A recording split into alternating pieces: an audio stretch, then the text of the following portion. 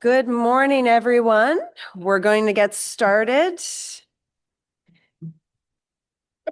Welcome to the Community Services Committee for Friday, January 27th, this is not the right date at all. It says 2023. We went back in time. That is a new accomplishment. February 24th, 2026. That's okay. Il est important de souligner que la ville d'Ottawa se trouve sur un territoire non cédé de la nation algonquine-anishinaabe. Donc, la culture et la présence enrichie et continue d'enrichir ces terres. We have no regrets, and I will ask the committee coordinator to call the roll. Councillor Brockington.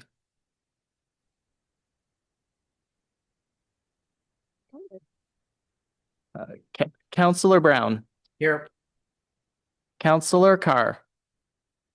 Present. Councillor Hill. Present. Councillor Kavanagh. Present.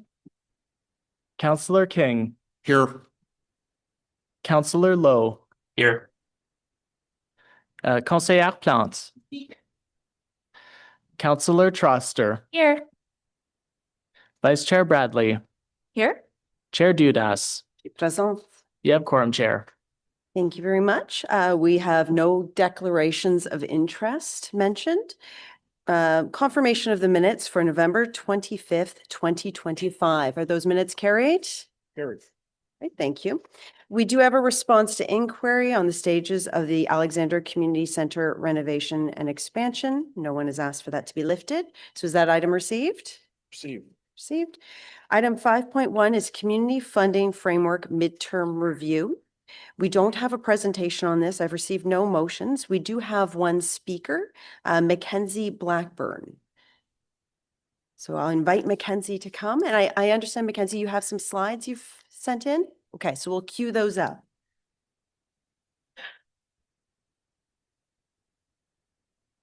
So Mackenzie, you'll have 5 minutes. You'll see the timer on the side, and I'll cut you off at the end if you've continued, and we'll open up to questions, okay? So start whenever you're ready.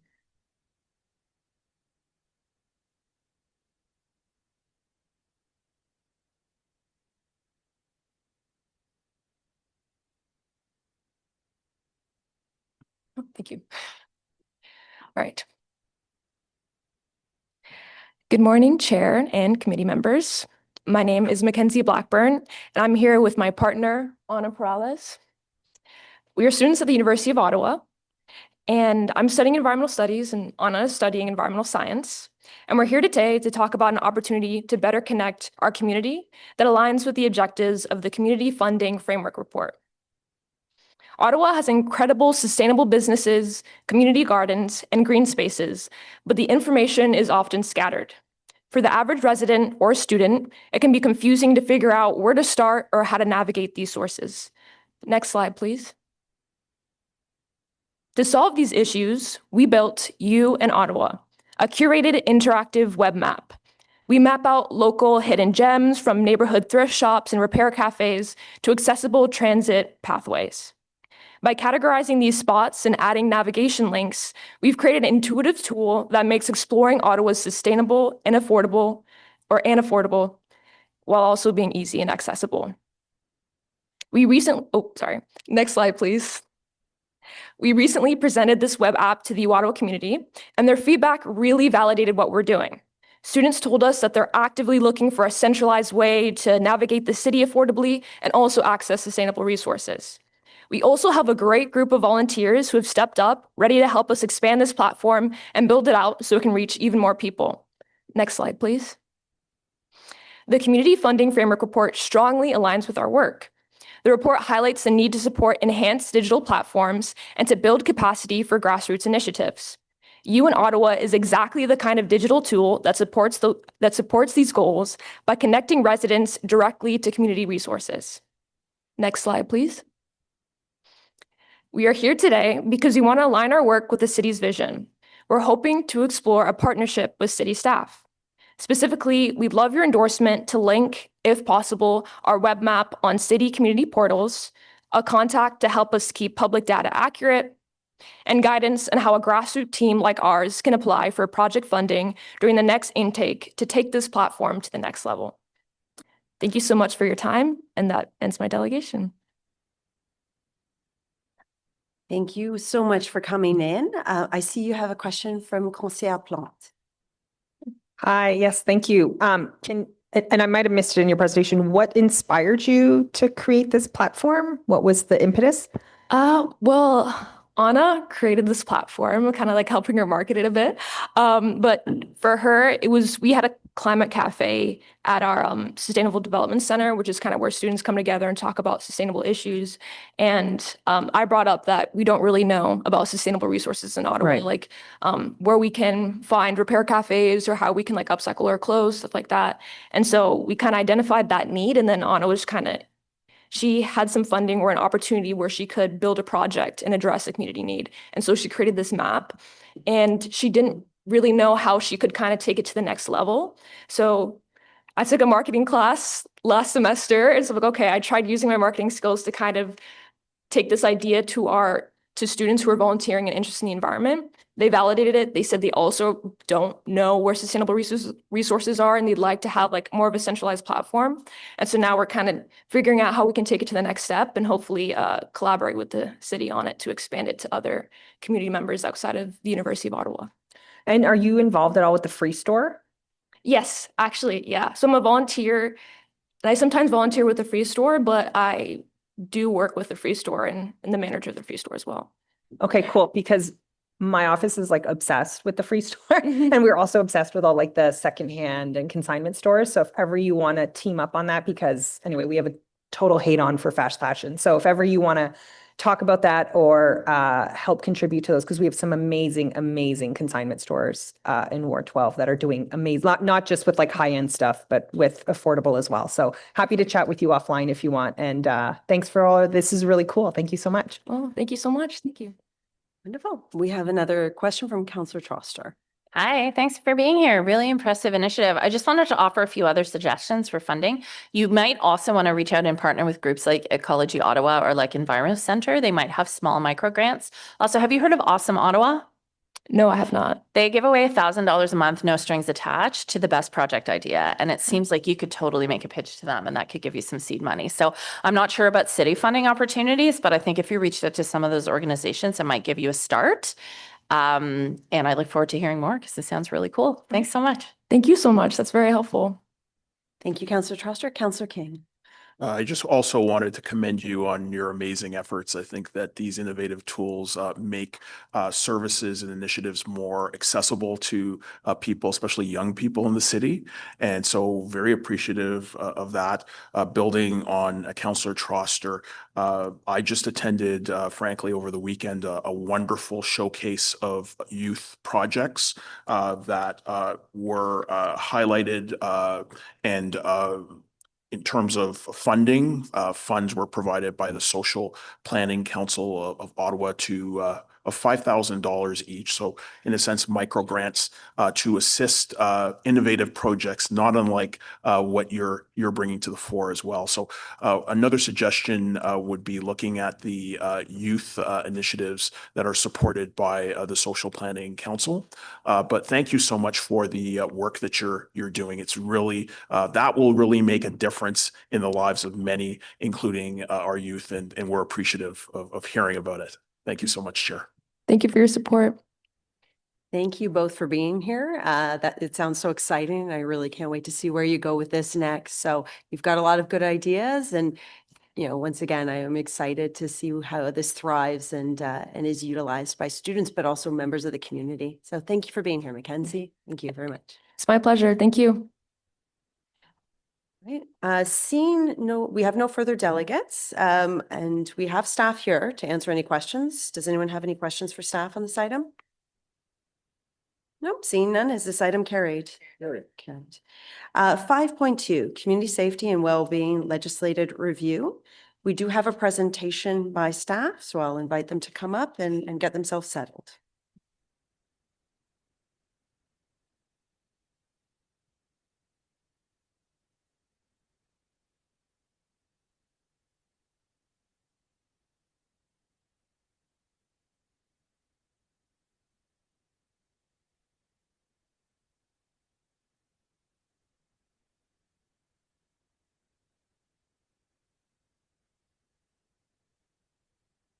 Good morning, committee.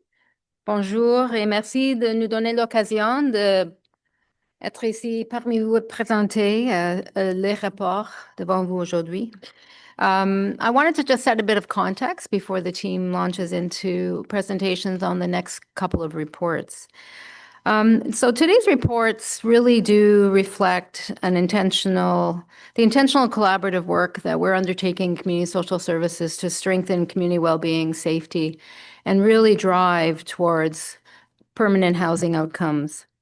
When we heard about the closeout to the integrated transition housing strategy at the end of 2025, it was a real reflection of that kind of collaborative impact. So we heard about increasing our transitional housing bed offer by 700 beds over the last couple of years.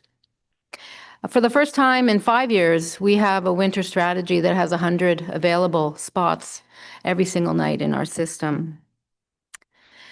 Today's reports continue along the vein of looking for, of us not only fulfilling our legislative requirements, as you'll see in the long-term care annual report that reflects our compliance on our accountability agreements, but today's really about systemic change and responding to community need. You heard about the Community Funding Framework Review.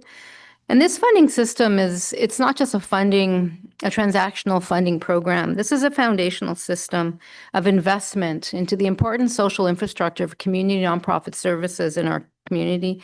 These are the services that are contributing to community safety and well-being. You'll hear about our community safety and well-being legislative review update. And this again reflects over close to a year of work on behalf of staff and community partners, and to present an updated community safety and well-being plan that really confirms the priorities of the previous plan, but more flexibly introduces a 2-year action planning cycle and to help us strengthen place-based community-driven implementation of integrated community initiatives and plans, such as the poverty reduction strategy, among others. And then you'll hear about today a new unsheltered homelessness outreach model, a coordinated, more integrated approach to outreach that reduces duplication, improves information sharing, and strengthens person-centered supports across municipally funded outreach providers.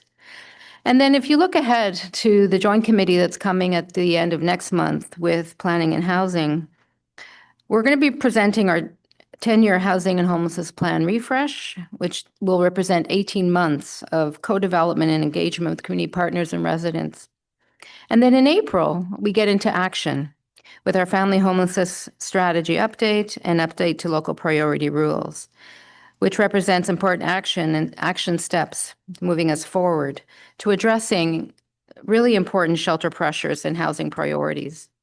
So these reports taken together really, for us, it's a cohesive storyline, one that moves us from individual programs and investments to a system focused on sustainability, prevention, coordinated responses, and shifting from temporary solutions to more deliberate focus on long-term housing outcomes. And of course, we depend on other levels of government to get us there.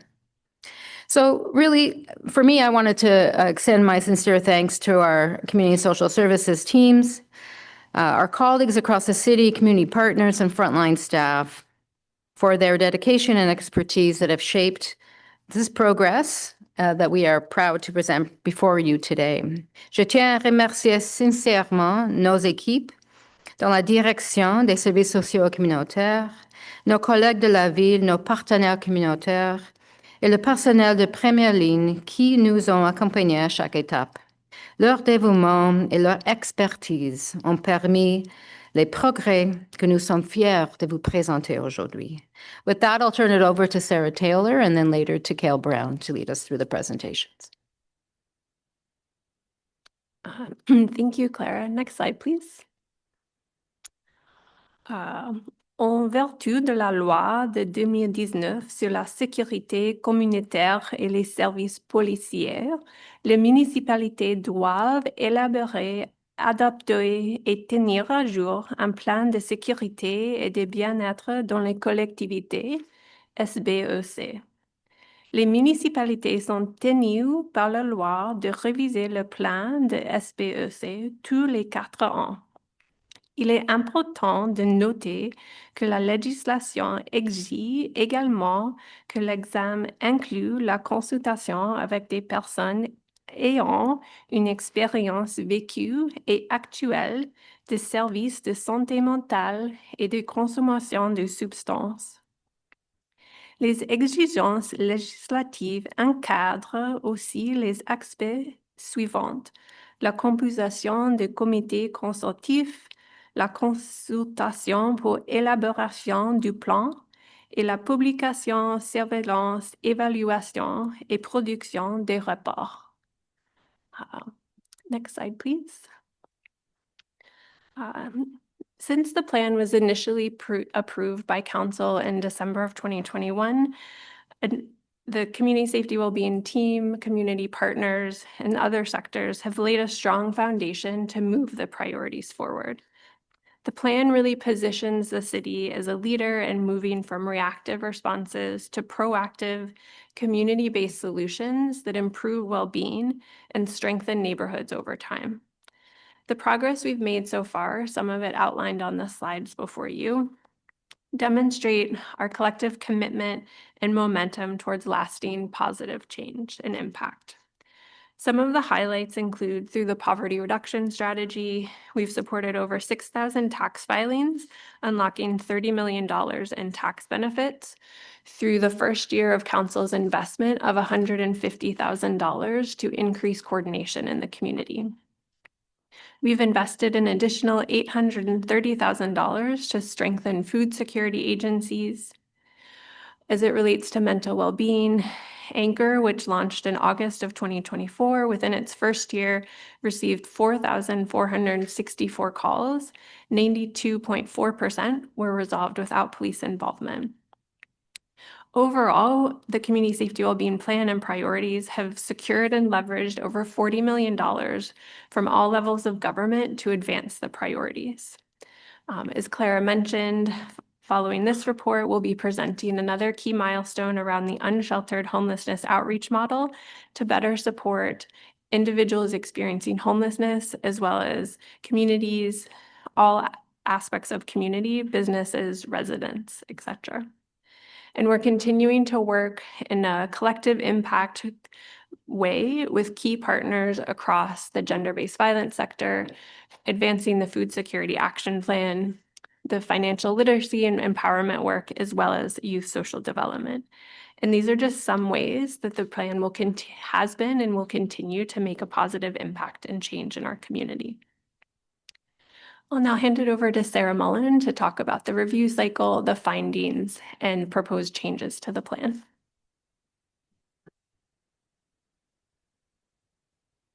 Next slide, please, Eric. Thank you. So now I'll walk you through the review methodology. Staff used an evidence-based approach to assess whether the priorities remain relevant and to identify emerging needs since the first plan was approved. This included a review of more than 20 community reports, as well as past delegations from Community Services Committee, the Community Safety Wellbeing Advisory Committee, and budget delegation meetings. That work informed a thematic analysis of community feedback, along with an interdependency and strategic alignment review. Staff also drew on data from targeted engagement sessions and a public survey, engaging more than 1,000 residents through this process. Engagement was intentional and inclusive, involving people with lived and living experience of mental health and substance use, resident and community association, business improvement areas, and community agencies, from rural and suburban communities to the downtown core. Next slide, please. Through the review, we learned that the first Community Safety Wellbeing Plan priorities remain relevant, particularly in the areas of housing, financial security, mental health, and substance use.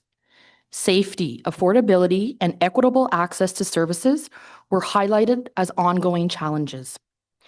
Residents also highlighted the need for support in the following areas: non-emergency and proactive safety interventions, initiatives that make services easier to navigate encourage collaboration and reduce duplication, solutions that build on local strengths and involve residents in leading place-based solutions, and initiatives that ensure Indigenous self-determination and explicitly include racialized, low-income, and other equity-deserving groups in design and implementation. Next slide, please. So let's turn to what's new and what's been strengthened through our refresh. Overall, the plan's priorities remain relevant, with 6 priorities that will continue unchanged. Those being discrimination, marginalization, and racism, financial security and poverty reduction, gender-based violence and violence against women, housing and homelessness, mental well-being, and youth social development. Staff are recommending a shift in the renaming of the priority Integrated and Simpler Systems to Neighborhood Solutions and Community Safety. This reflects a stronger focus on neighborhood-based solutions that recognize each community's unique needs, strengths, and context. Staff also clearly heard that system coordination is not a stand-alone priority, but rather a core principle that should guide how all priorities are delivered within the plan. The refresh will also introduce a 2-year action planning cycle to strengthen accountability, adaptability, and transparency. This approach allows for the city to adjust actions more quickly, respond to emerging needs, and report on progress more frequently, while acknowledging that community safety well-being priorities address long-term complex challenges. The new cycle also builds on the existing performance measurement framework, enabling more consistent tracking of activities, outcomes, and better use of real-time data. Next slide, please. So the next slide highlights some actions underway to advance the Community Safety Wellbeing Plan. Within housing and homelessness, staff will advance the 10-year housing and homelessness plan, including the goal of ending youth homelessness, and will explore health and housing initiatives in partnership with Ottawa Public Health. For mental health and substance use, Ottawa Public Health will continue to lead and activate the overdose prevention and response strategy. Staff will align with Ottawa Public Health's anti-stigma initiatives. We will continue funding mental well-being projects and programs, including initiatives prioritized by Indigenous partners, and support community-based prevention outreach services such as Anchor and U-Home. Next slide, please, Eric. Thank you. For supports for safety and place-based solutions, staff will advance public realm initiatives to enhance public spaces for all, strengthen relationships between municipal services, community providers, and emergency services, review and update the post-incident neighborhood support program, align the community development framework priorities to the refresh plan, and continue to fund place-based solutions to advance community safety and well-being.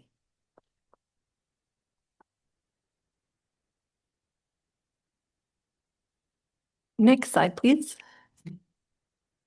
In closing, our last slide just outlines a series of the initiatives and work that is underway, and with committee and council's approval, will continue as we move into 2026. So again, highlighting the progress against the Food Security Action Plan coming out of the Food Symposium from the fall of 2025, implementing the action plan with the gender-based violence and intimate partner violence sector that's been under development for the past 2 years, beginning the implementation of the unsheltered homelessness outreach model, aligning work with the community development framework as it relates to building this new priority around strong neighborhoods, the advancement of Anchor, the older adult plan, and continued collaboration between municipal and emergency services through community-driven safety solutions. and later in the year, continuing to advance other work as it relates to financial empowerment and the financial security priority, reviewing and updating PINs, and completing the co-design of a 3-year action plan for youth social development and building the evaluation framework for that. So thank you very much for your time today. Thank you. Thank you for the presentation, both of you. We do have a number of delegations before we go to questions to staff. So I know our delegations are present, so I know you guys will shift over. I'm going to first invite Thompson Toussaint and we'll go Francois. And I understand you have slides as well, so we're going to tee those up.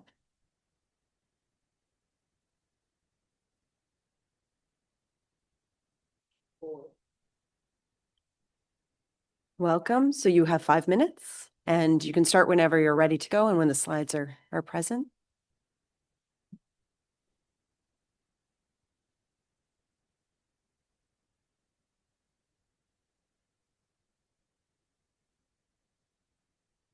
That's not the first slide.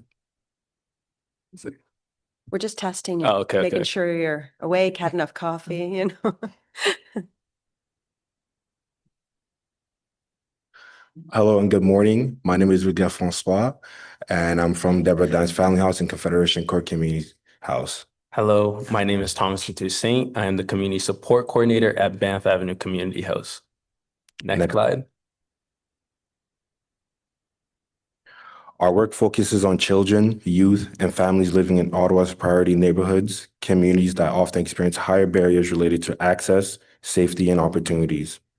Community houses are trusted local access points where residents can receive support without navigating complex systems. By being embedded in neighborhoods, we strengthen belonging, improve social and emotional well-being, and respond early to community needs, helping families stay connected to the supports that matter the most. Investing in this work strengthens equity and builds healthier and more resilient communities. Next slide, please.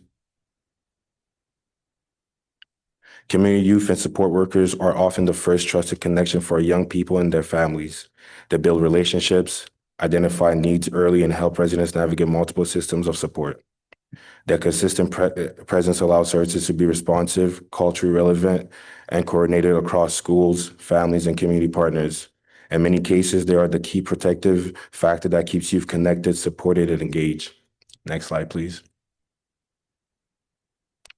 An example I would like to give regarding leadership and civic engagement is a lot of the youth in one of my communities, they are always looking for jobs or experience. And one way we do that is I provide them volunteer experiences, so volunteer opportunities, and not just the volunteering, but we also set up one-on-one interview prompts to help them get ready for the real world and interviews such as that. One thing I want to talk about is responsive support, where we meet clients where they're at. And with this funding, it allows us to have programming in the evenings where we can help youth who are after school or parents who are working and they can't come during the days and they can come during the nights. And it just gives more opportunities to community members. And yeah, next slide.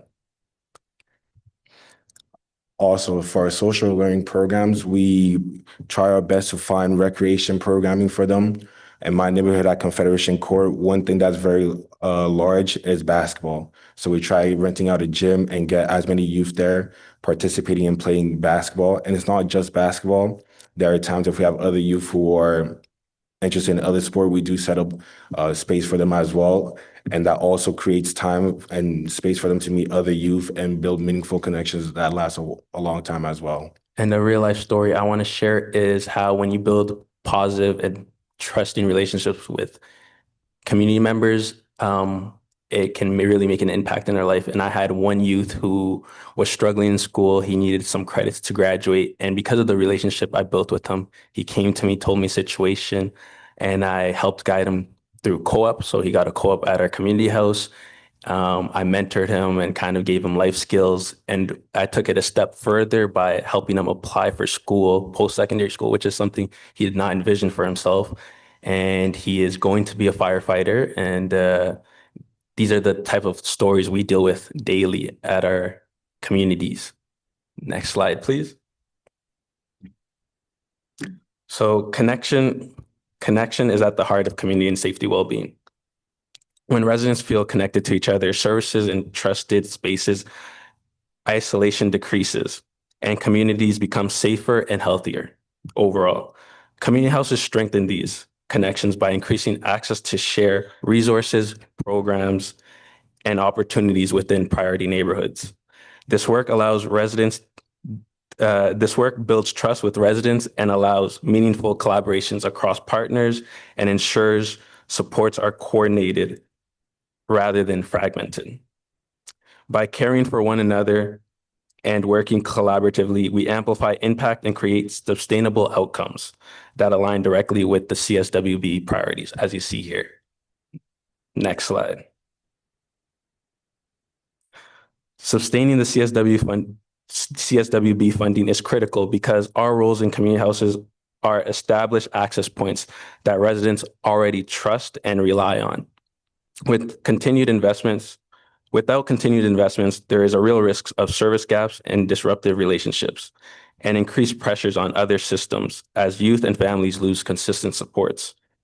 Continued funding protects the progress already made, ensuring stability, coordination, and ongoing access to services that strengthen safety, belonging, and the overall community well-being.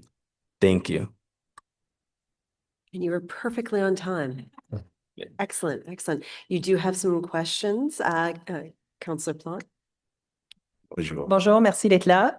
Premièrement, j'aimerais vous féliciter d'être des leaders dans votre communauté. C'est très clair que vous prenez ça en main, que les gens vous font confiance et que vous êtes vraiment impliqués avec les jeunes de votre communauté. Je trouve que c'est super. Et puis, tu sais, les jeunes ne vont pas aller vers moi pour du leadership, ils vont aller vers vous.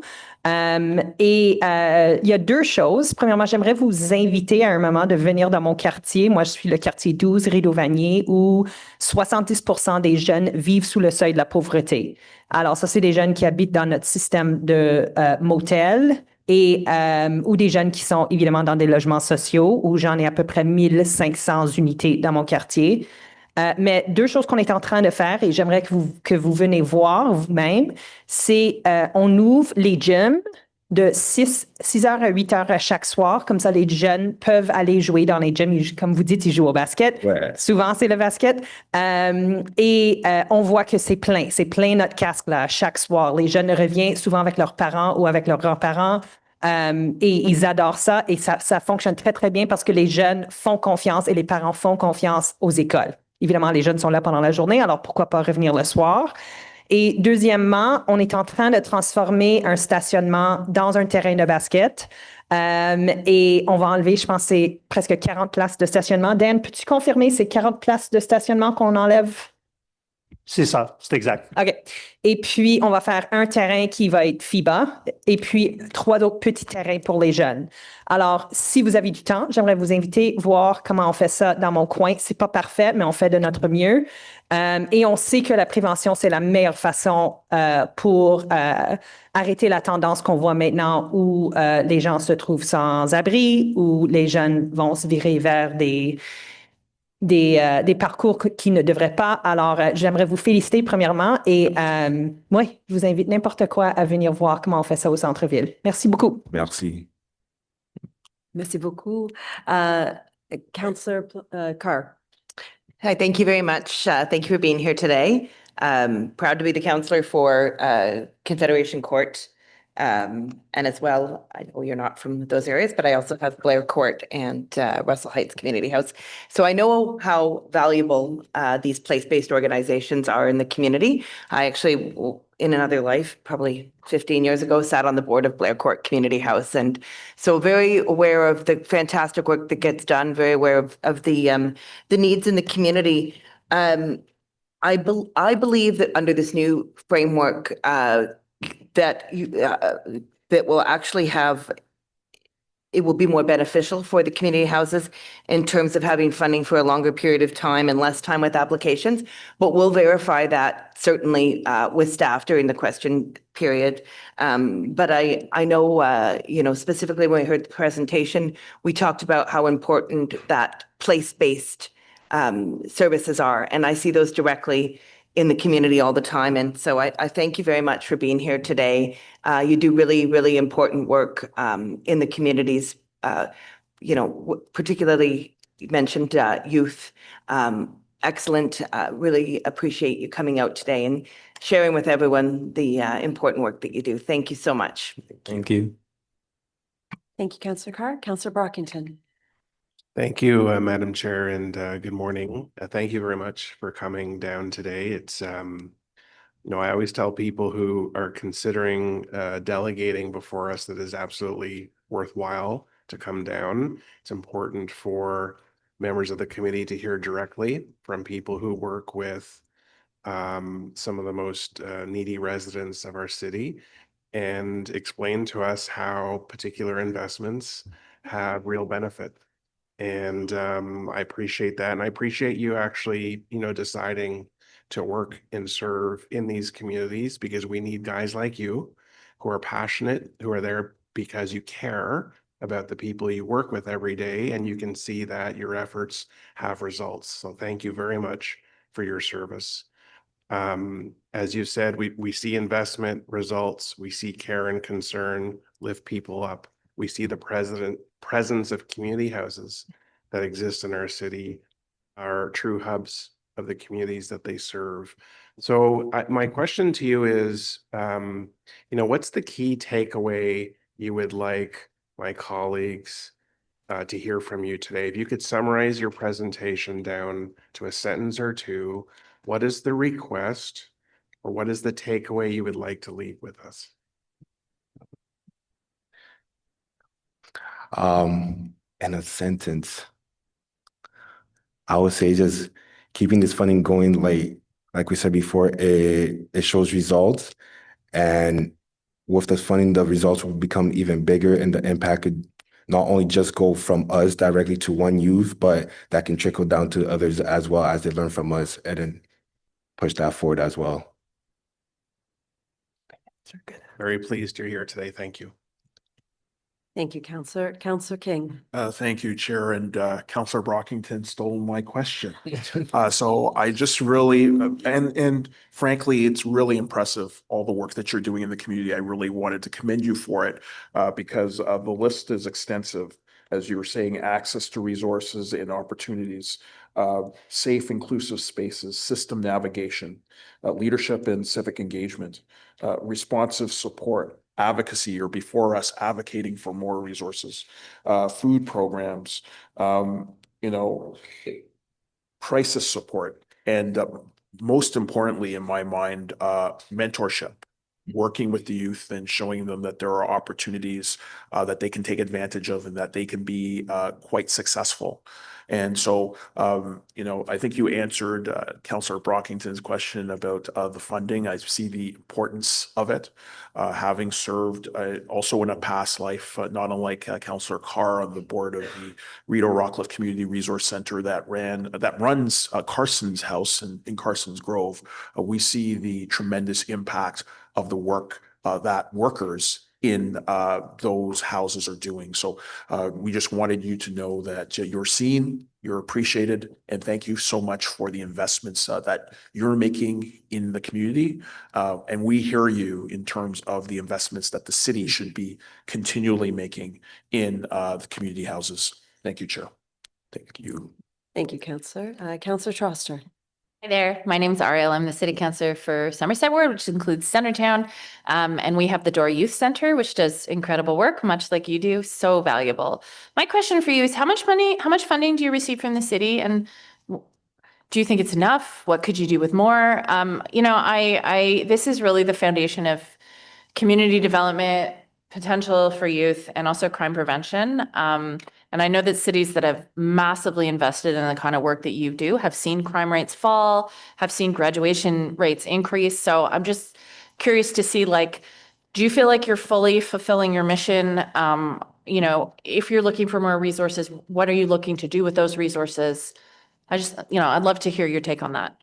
I think for funding wise, we do best we can with what we have, but with more funding, we can do other projects, such as one project that Thomas and we do. A couple summers ago, we ran a basketball tournament for at-risk youth in community housing. and that went really well. And a lot of the response that we got back is them asking us to bring it back, bring it back, bring it back. Another one would be to kind of give them more, I guess, like learning things like, for example, financial literacy, to have more of those type of things to come in-house and give them more presentations about that, to learn like the small aspects of life that can help them grow. And for your funding question, usually we can make a little go a long way. That's what we like to use. And the opportunities, if we were to get opportunities, is things like job fairs in the communities, because a lot of times there's opportunities and workshops outside the communities, and for a lot of community members, they're not able to go to these places, and to have more opportunities within these communities would be very beneficial to the community members living there. And that's something that we would definitely be looking for. And we feel like would be very beneficial for them. That's great. Well, I hope you include those proposals when you reapply for funding, because these sound really great. And I just want to thank you for the work you do.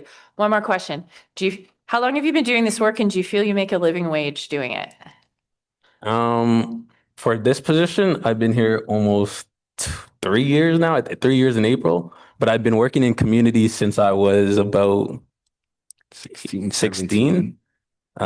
So I think it's good enough for me, So but it can always be better. So you can pay your own bills with the salary that you make doing this work, or no?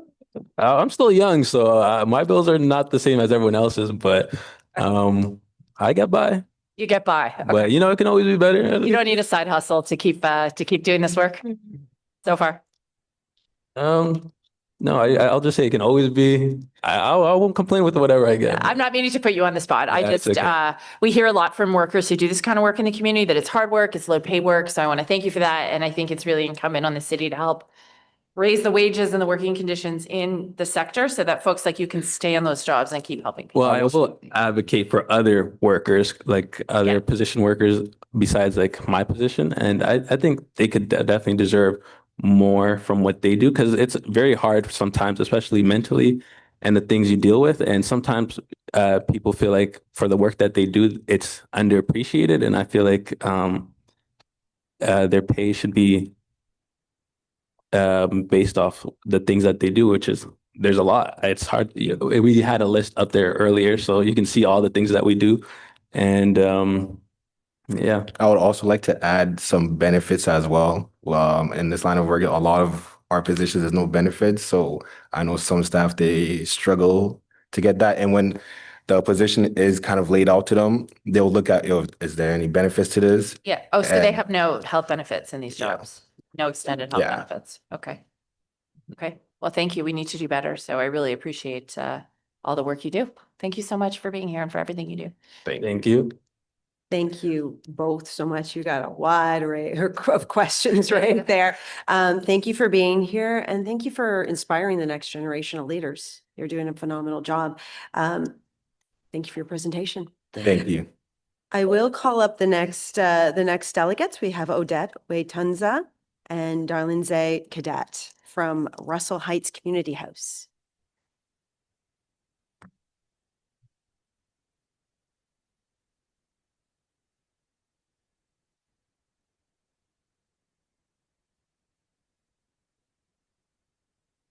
So again, you have 5 minutes. Start whenever you're ready, and the slides are up. So.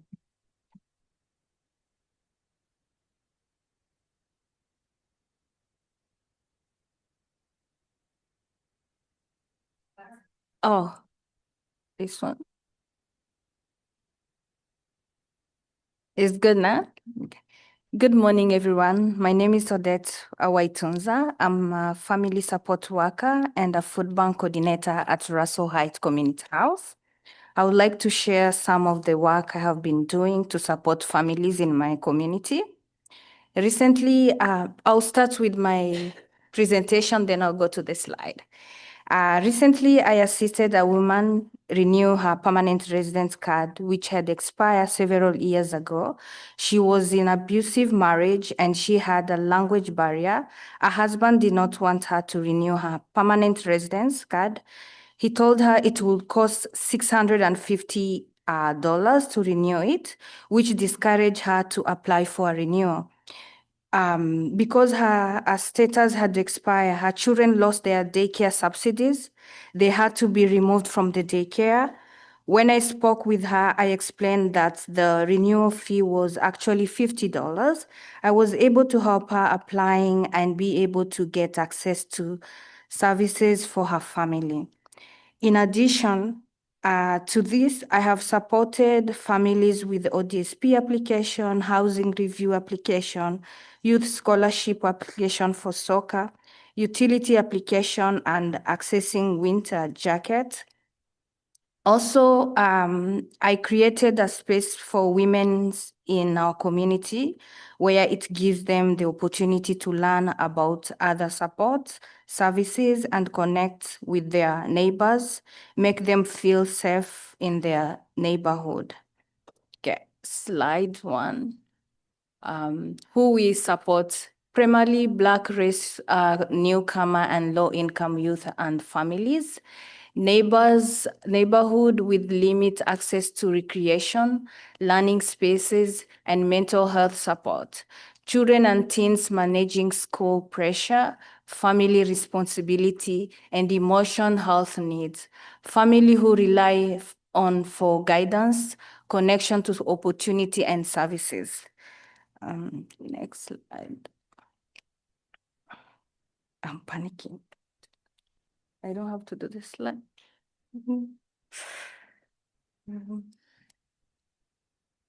Next one.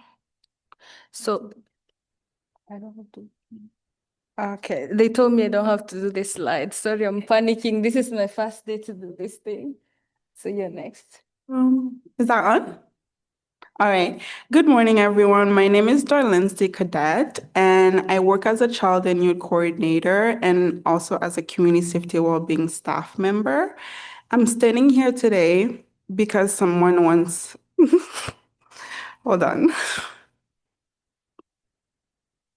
Someone once invested in me. It's okay. It's okay.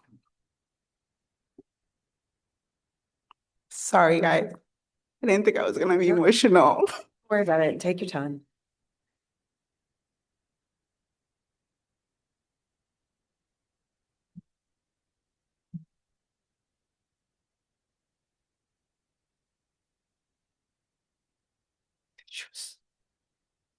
They're getting you tissues and you've Oh. got this. Oh, thank you.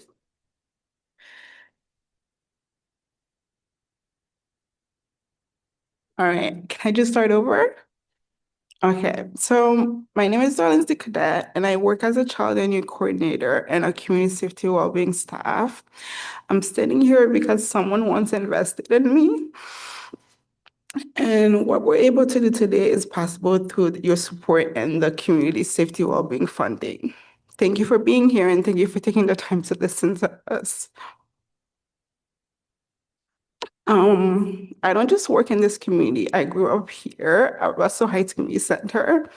I used to live at Russell Heights, and the same halls that I walk through now as a staff member are the same halls I used to walk through as a young person trying to figure things out. So when I speak today, I'm not speaking from statistic, I'm speaking from a lived experience. During and since the pandemic, many youth have carried the weight of isolation in heavy and quiet ways. Programs have reduced, spaces have closed, and safe place to gather have become limited. Many young people, especially Black, racialized newcomers, and low-income youth, these programs are not just activities, they are a lifeline. I watch youth struggle with loneliness, anxiety, and uncertainty, and some were navigating school pressures and some were navigating responsibilities at home. Many felt like they had nowhere to turn. Because of the community safety wellbeing funding, we were able to show up constantly, not just once, not just for just one program, but every day. One youth I supported was facing eviction, And imagining a young person and receiving a notice that you have to vacate your home in the middle of winter because of the fear and the instability, and because we had created a relationship, she was able to reach out to me in the middle of the storm and reach out for help. And together we navigated the system and get her into her home the next day. This impact of community safety wellbeing funding is in our community ensures that youth are not alone in this hard moment. I have also supported young people walking into job fair for the first time. As me, I used to be nervous looking for jobs and looking for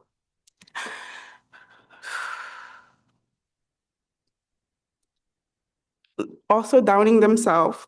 I stand beside them and I help them prepare and remind them of their strength. And sometimes not a lot of people reminds youth that they are strong.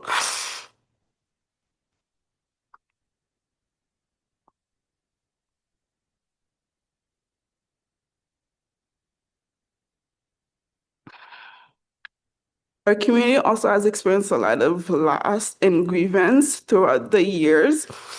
Through community safety and well-being funding, we were able to support families and youth during these hard times and this grievance time. Community houses are not more than buildings. They are an anchor for the youth that we support and the youth that we are continuing to support. These are places where youth feel seen and family feel supported, especially during this time where you'd get racialized in malls and places that are supposed to be safe are no longer safe. So our community is a place where they come and they spend their time and they feel seen and supported. The impact of community safety wellbeing funding is visible every day and trusts relationship and open doors and guidance to the system that can feel overwhelmed and inaccessible. This work is about stability and about belonging. It's about equality. It's about ensuring that youth in prioritized neighborhoods have the same access and opportunity as everyone else. For me, being able to give back to the same community that helped shape me is a privilege. And proof of what consent support can do. Throughout sustaining investment, we continue to build hope, connection, and will change in our community. Thank you so much. Sorry for crying. No, I'm so sorry. I think everybody wants to run over and give you a big hug right now, but you're going to have to do with a question from some counselors. So, Counselor Carr, you have a question, Madam. Thank you very much for your presentation today. You did a wonderful job. There is nothing more valuable for us as counselors to hear the lived experience of individuals such as yourself. It's far more valuable for me to hear about your experience in Russell Heights and how you're contributing to the community than it is for me to read, sorry about to say this, but than it is for me to read a 40-page report. Because Russell Heights is in my community. It is a very important place. I once saw they were referring to Russell Heights in the newspaper and they called it a neighborhood near train yards. And that just made me so angry because if you go to Russell Heights, you'll see the amazing diversity, you'll see a united community, and you'll see all the hard work that's done by yourselves and your executive director, who I see in the audience, in helping bring community there. So you did an excellent job on your presentation, a great job in highlighting the needs in the community. One thing I would ask you is, you talked a little bit about the work that you do in terms of youth. You talked about some examples with women that you've helped. What is one, is there an outstanding need in the community that you see where there could be more investment, whether it be recreation, financial support services? What do you think we need to focus on? Is it more supports for youth? If you could just name one thing. I know there's many. I think the biggest investment that our community needs right now is financial stability. A lot of our youth in our neighborhoods they are inside the impact of like housing issues. And I think as Dempsey just recently opened, I think there's a space for them to do recreational. I think in our community, we need more of a stability, more opportunity. Our youth are at the age where they're looking for jobs, they're looking for somewhere. And I think we need to offer that to them.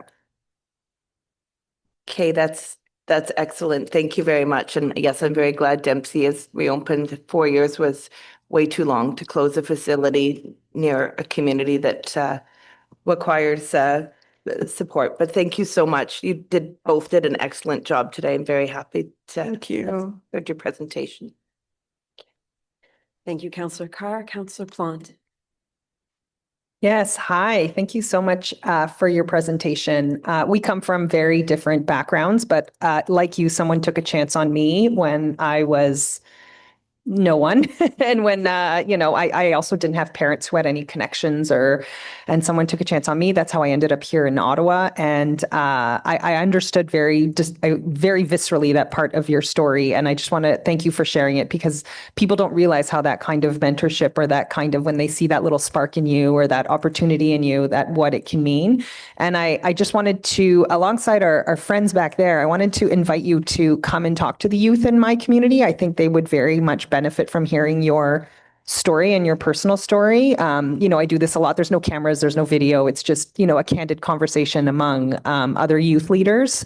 And I think your story is very compelling, and I think they should hear your parcours. I'm sorry, I don't know what that is in English, but Yeah, it's nice speak French too. Yeah, OK, alors tu parles français. Bravo.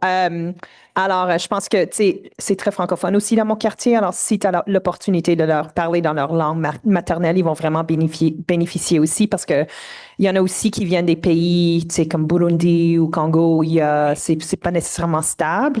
Oui. Ouais, je vous invite, honnêtement, je vous invite tous vous quatre, là, les deux en arrière et vous. Je pense que ces sortes d'interactions, on a besoin plus ici à la ville.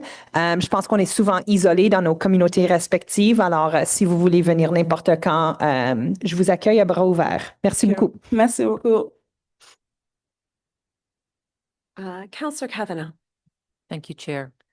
Thank you very much for your presentation.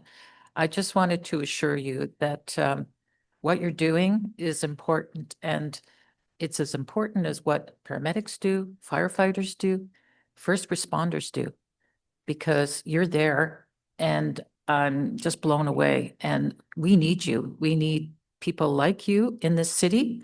As the city grows, we need those that are out there with the helping hand. And in our vulnerable communities, I'm chair of Ottawa Community Housing, and I have a deep concern that, that the youth in our communities do well, and they can. They have a pile of talents, and I'm like yourself. So believe me, you're valuable, and you should be very, very proud. So thank you for coming out and being so brave to face us today. We're not so horrible, but it does take a lot of nerve, and I appreciate you doing that. Thanks. Thank you. Thank you, Councillor. Councillor King. Thank you, Chair. And I wanted to echo those comments of all of my colleagues. I really want to thank you for being here. Thank you for sharing your lived experience. It's very important that we hear it. As Councillor Carr said, often we see reports, and that can desensitize because it can be impersonal. So it's very important to have people from the community, who serve the community, who come to us to tell us the real impacts of the investments that are being made by City Council. And you've done that so effectively today. The other thing I really want to thank you for, because I don't think we talk about this as much as we should, and you did touch on this, the impact of COVID-19, of the pandemic, the fact that as governments, notwithstanding the fact that we had to make decisions, and the province made decisions, and all, frankly, governments made decisions to keep us safe in terms of public health. We talked about social distancing, which you have noted led to social isolation. But one of the things that we don't often really talk about is the need to invest in social cohesion, so that we can really improve whether it's the mental health of our community. You're talking about economic development opportunities, employment, the social health across the board. I think that we need to continue to think about that in committees such as community services here, as well as public health, because these have had, this experience has had an impact across the board in our city, but have especially hit our youth hard. And so I think it is very important that you raise that. And once again, I really do want to thank you because I think that your delegation today has been highly impactful on myself, and I know on all of my colleagues. Thank you, Chair. Thank you so much, Councillor. Thank you both for being here. As you can tell, it's meant a lot to all of us to hear your experience and your thoughts on the program and what's out there. So appreciate you being here today. We do have two more speakers. Actually, we have two more together, and then we have another speaker after that. So I will invite Carla Thior and Jade O'Days from the Ottawa Coalition of Community Houses.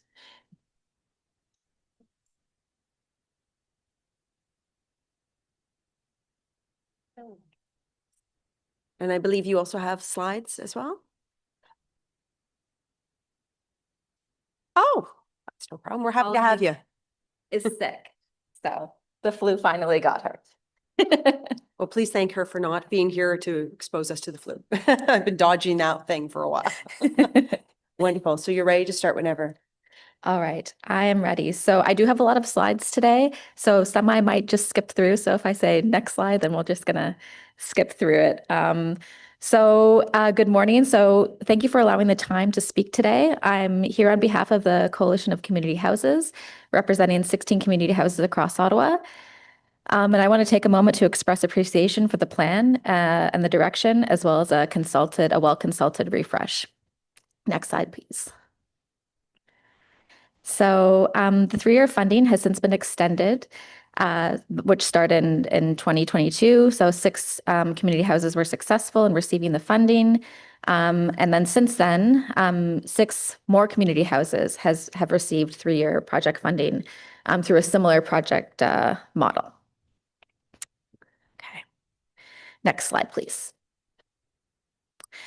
So these are some of the neighborhoods that received the original funding. So we have Banff Ave, we have Blair Court, Britannia Woods, Confederation Court, Deborah Dines, and Russell Heights, some of who we were lucky to hear from today, which is awesome. And the next section of project funding was to Carson's, Foster Farm, Michelle Heights, Morrison Gardens, Pinecrest Terrace, and Winthrop Court. So 5 of those being the PQ group. Next slide, please. So community houses. So I just wanted to share this slide here. It's a simple overview of community house locations across the city, just for visual purposes, for those of you who might not be familiar with where everyone is, just to illustrate how we are really citywide and have a presence throughout the city. So each community house is embedded in Ottawa community housing neighborhoods. Many of them have been long-standing hubs in these priority communities, and they do all kinds of things for programming, food access, learning, relationships, mentorship, all of those things that you've heard about already today. Next slide, please. So this is just an overview of who we're working with in community house neighborhoods. These populations often face systemic barriers accessing formal supports. Next slide, please. So wraparound support. So this is kind of something that we've been hearing a lot about the past few years. And these are just some examples of wraparound supports that occur on a daily basis within community houses. It's probably, I would say, a constant thing. There's all types of things that are dealt with, and those who are working in community houses are able to adapt and respond to all of the different community needs that would be included in wraparound supports. Next slide, please. So meaningful youth engagement is a key part of how workers create lasting impact. Through trusted, consistent relationships, youth are connected to leadership opportunities, safe spaces where they can build confidence, develop skills, and feel a stronger sense of belonging. This work strengthens connections to schools, community, while supporting youth to become active contributors in their neighborhoods. Youth are not just participating, they're helping shape solutions to local challenges and bringing their lived experiences directly into conversations with decision makers. And a perfect example is what everyone saw and heard today. Next slide, please. So just a quick chat about the City of Ottawa Youth Forum. So an example of impact is the City Youth Forum and consultations. 90% of youth engaged in the consultations came from community houses, and 60% of youth leaders involved were also connected through these spaces. This highlights how community embedded workers create pathways for youth who may not otherwise participate in civic processes. Through this work, youth helped inform strategic directions focused on strengthening youth spaces, improving equitable access to resources and services, and expanding mentorship and workforce opportunities. Next slide, please. Systemic level work and alignment. So we also contribute to broader systems change by participating in citywide tables addressing these issues. Since workers are embedded in neighborhoods, they bring real-time community perspectives into these conversations, helping ensure policies and practices reflect lived realities and respond to emerging needs. Next slide, please. So this is just a quick overview of some statistics. I'm not going to get into it because I do have more slides and I'm running out of time. But please take a look at it later. Next slide, please. So I will ask you to wrap up. I'll give you another like 20 seconds or so. Okay, 20 seconds. Okay. To talk fast. Okay. And then I'm sure there'll be some questions for you. Okay, sure. So I'm going to just skip to the end of, I knew I was going to run out of time. So why this funding matters. So this funding has been incredibly supportive in enabling community houses to respond to various needs in their communities. This has been directly and clearly illustrated by our earlier speakers. There has been significant, meaningful impact as a result of this funding. Am I out of time? Yes. Well, we do have some questions for you, so I'm sure it's going to flush it out as it gets out. Wonderful. So Thank you. Thank you for your presentation. So your first question is from Councillor Carr. Good morning, neighbor. Thank you very much for being here today. The first thing I'll ask you, is there anything in your presentation that you wanted to speak to that you weren't able to finish? Honestly, I think it was probably fairly well covered off. I think the earlier speakers really fleshed out kind of the main message that we wanted to come here and send today, and just really emphasize the fact that the funding has been vital and critical to responding to community needs, and it's something that we really can't live without. Okay, perfect. Yeah, thanks. And we'll clarify the funding aspects when we have questions for staff, but really appreciate you coming here today. Can you just remind me how many community houses the coalition represents? 16. 16? 16, yeah. So that's all 16 in the city, including like there's independent ones and Yeah. So that's the ones under CHRCs and the independent. both. Okay. Both, yeah, all together. Perfect. Okay, thanks very much, Carla.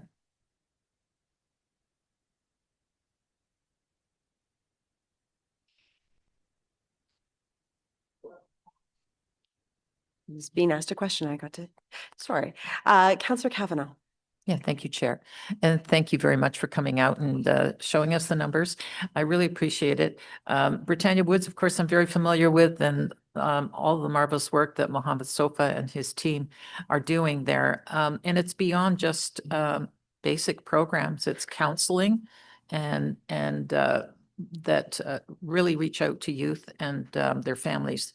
So, but food security is becoming a bigger and bigger role. It wasn't meant to be, and it is a concern. And I just don't know if you have any comments about that, but it's really hard because that's not been the mandate of the city to have community food banks, but it's there. Yeah, I mean, food security has been one of the main challenges, especially since the beginning of the pandemic and throughout. It's something I want to say that we've just been adapting to and responding to. It's a challenge, but it's something that is a need in the community. So we do our best to respond to it, and working with the food bank and trying to make things work. But as far as space goes, it's definitely been a big challenge for many community houses to kind of balance that. No, absolutely. I guess the concern I hear and that is about stability of funding. That we need to know, not just for the next year, but for multiple years, so that you can do some planning. Exactly. Is that the case?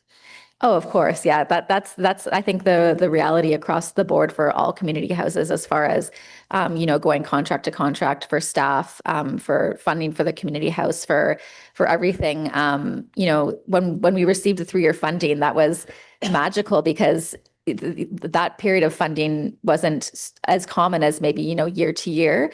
But of course, 3 years isn't, it's up now and I don't want to say it's not enough, but definitely we would be looking for stability. We would welcome it and love that. Yeah, and the workload has grown.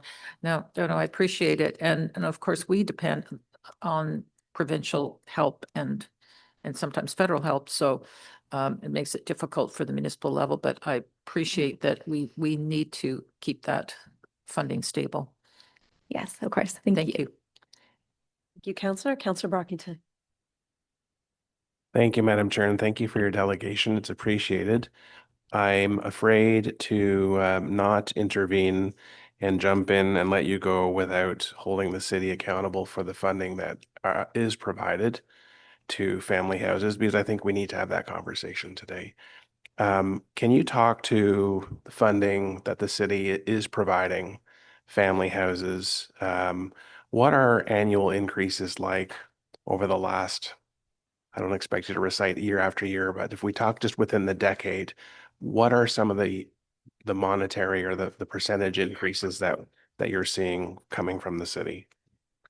So if I'm going to be completely honest, this would be a question that would be probably best fielded by my colleague Beth, who is not here today.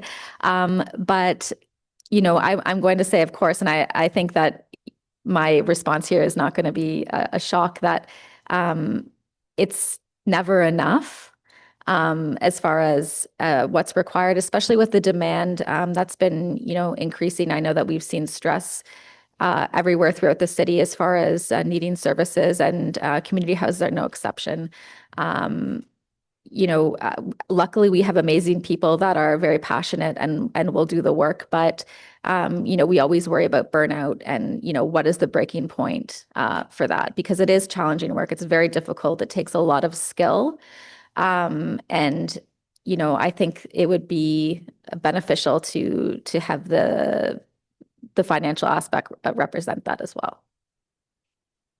Okay, I appreciate that. And I don't mean to put you on the spot by asking budget questions. Budgets are dry to begin with, but I think for context and for greater awareness of all committee members, it's important for us to understand what percentage of family house budgets are provided by the city and what type of increases has the city provided when you look at all the challenges that exist.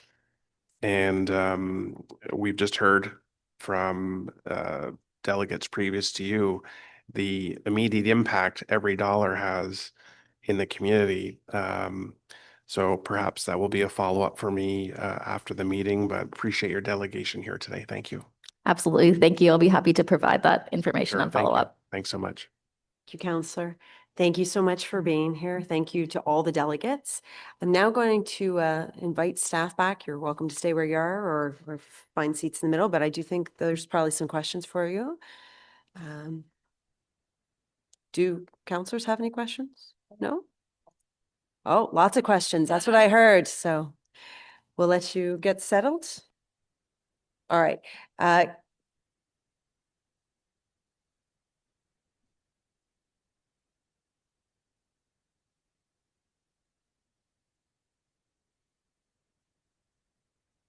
Chair, we thought there was one more delegation on record, no? Oh, I'm sorry. Thank you. Yes, we do. Yes. Eric. Sleeping, my friend. Kala, are you still there, madame? I'm here. I was just about to email Eric, so thank you. I'm glad someone remembered. Thank you so much. We saved the best for last. There you go. You're so nice to me. We're going to start the clock whenever you're ready. Thank you. All right, thank you. So good morning, everybody. I'm here in the morning, finally. My name is Kala, and I'm speaking on behalf of the RIDO Initiative. We're working to address impact of service concentration in Ward 12 through advocacy and policy alternatives. From that perspective, I wanted to just begin by acknowledging some of the positive changes in the plan, especially because I work so closely with Sarah and Kale on so many things. So the first is naming community safety. I know that you've listened to us residents in Sandy Hill and Lower Town delegate on how it's not even in the plan. Well, now it is. And I'm thrilled. And I think that sort of categorization allows us to go beyond streamlining and integrating city services, and it allows for the inclusion of a wider array of solutions. One of those solutions is geographic equity. It's a significant and welcome change. It signals that safety is not just about programs, it is about place, and that is progress to addressing the impact of service concentration and the toxic drug supply in downtown neighborhoods. But the equity has to be measurable. And so now I'm going to get into the more boring stuff. But right now, geographic equity is named, but it's not operationalized. Over several years, of course, a small number of downtown corridors have absorbed disproportionate concentration of high acuity services, shelters, drop-in supervised consumption sites, prescribed alternative clinics and pharmacies, and other frontline supports.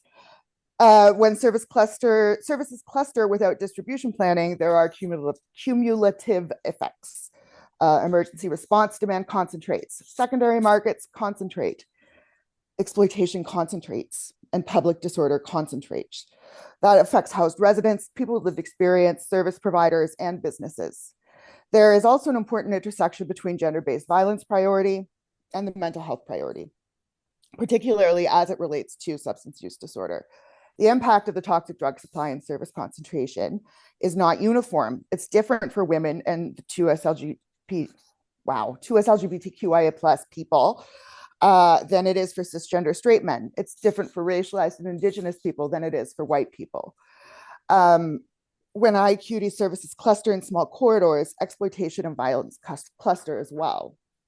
We often refer to the most vulnerable, but the phrase can homogenize people with substance use disorder. They are as diverse as wider society. If community safety is a priority, then intersectional safety must be visible within it.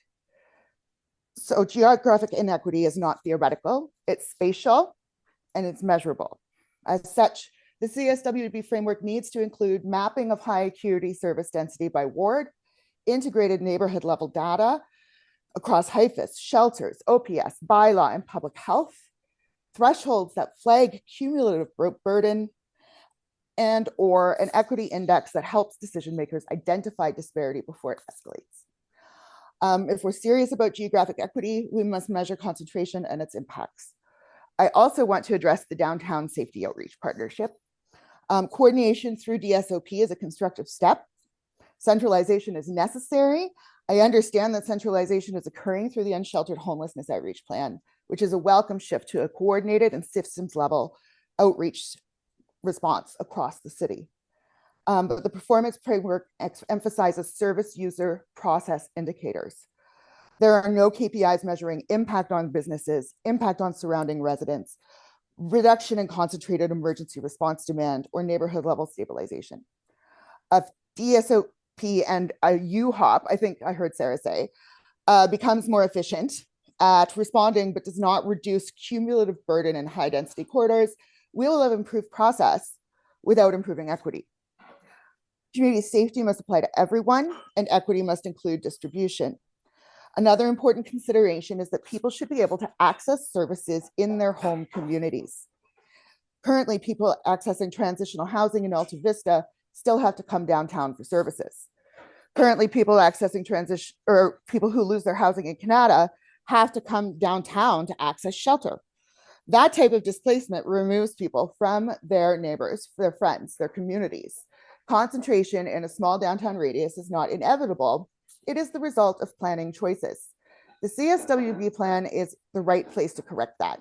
Within the 2-year action cycle, this plan should include a measurable service density and cumulative impact framework, an equity index or a geographic disparity tool, integrated data reporting across departments, and KPIs that measure neighborhood stabilization, including impacts on residents and businesses. Geographic equity has now been named. The question is whether it will be measured, because what we do not measure, we normalize, and what we normalize, we entrench. Thank you. Thank you very much, Kala. You have a question from Councillor Plon. Yeah, hi, thank you. Thank you for what did I do? Okay, thank you for being here. Sorry about that. I just wanted to ask you, because I know you've been super involved in this issue probably since before 2020, even before the pandemic. And I think it's safe to say that things have not improved since then. I would argue they've probably gotten a lot worse. Maybe? No? They've not improved? Sorry, you're shaking your head. Okay.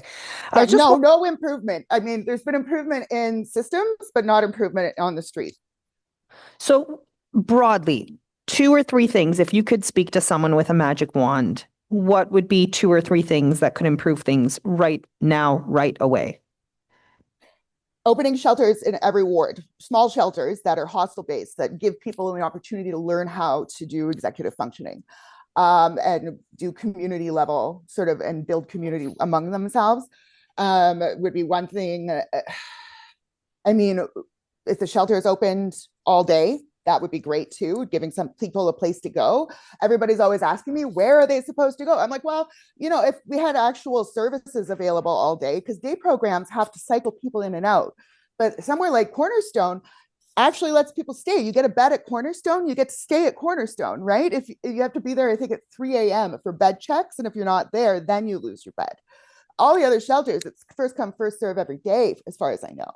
So like there has to be a different way to provide these services that allow people to have access to them all day. And we also need to start addressing sort of the violence that we're seeing on the street before it escalates to things like stabbings, things like fist fights. Like we have to stop this. We have to stop it before it becomes sexual assault. And one way to do that is to really find out if the people are unhoused or just street involved. Because a lot of what's happening is predators are coming in from all over the city to the downtown core in order to sell drugs or to traffic people. And they are setting up tents, and they're doing this, and they blend into the population that is unhoused, and we don't interrogate that. And we need to find a different way to deal with this, because those people are housed. They're not the most vulnerable. They're not in that homogenized group. And we need to address that somehow. And of course, I'm working with OPS on that. Of course, I'm working with service providers on that. They know it too.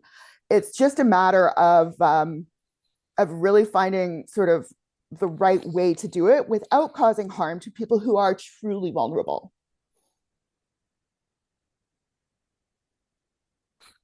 You always have the good answers. Thank you so much, Kala. I appreciate it.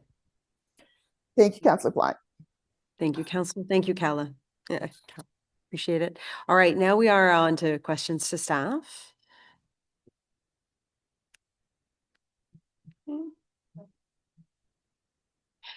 Councillor Blunt. Just don't want any feedback. Okay. Yeah, so I just kind of want to further develop my question that I just posed to Kala. So you mentioned that you had $40 million worth of grants that you've, well, I don't remember what the time frame was for that, but that you've received. And grants are fine, but those things are not sustainable, and people are more likely to report super positive outcomes because they want to receive the next batch of funding. And if I'm being really blunt, things are not better downtown. Families are fleeing. We have stores that are closing. We had some daycares that have closed. So can you explain to me the dichotomy between receiving all of these grants and things not getting better in certain parts of the city?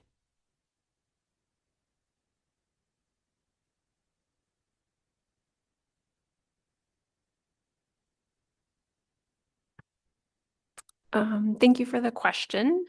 So for the $40 million, that has supported funding from other levels of government. So for example, the funding for Anchor and that specific program, or the funding for the unsheltered homelessness outreach model and moving that to a 24/7 model, which we'll talk about specifically. So you're absolutely correct that that funding has supported with a specific gap in the system.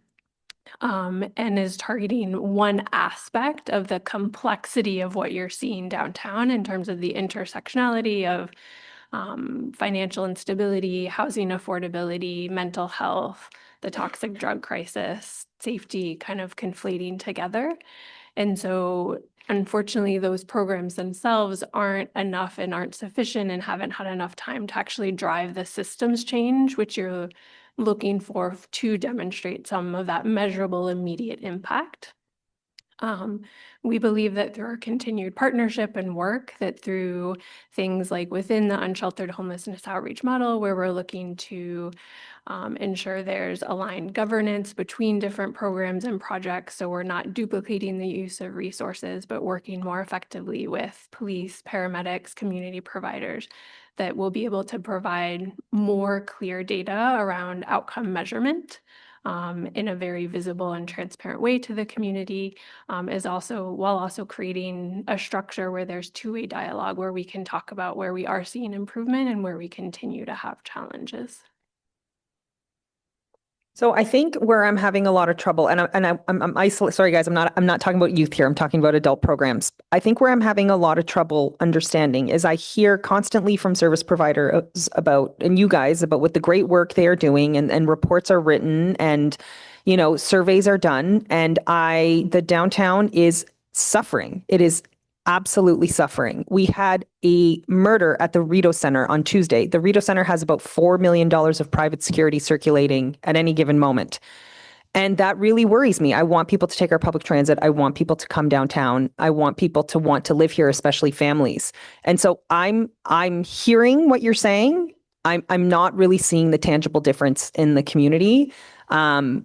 I had another email earlier this week about a family selling their home at a loss because they absolutely had to leave downtown.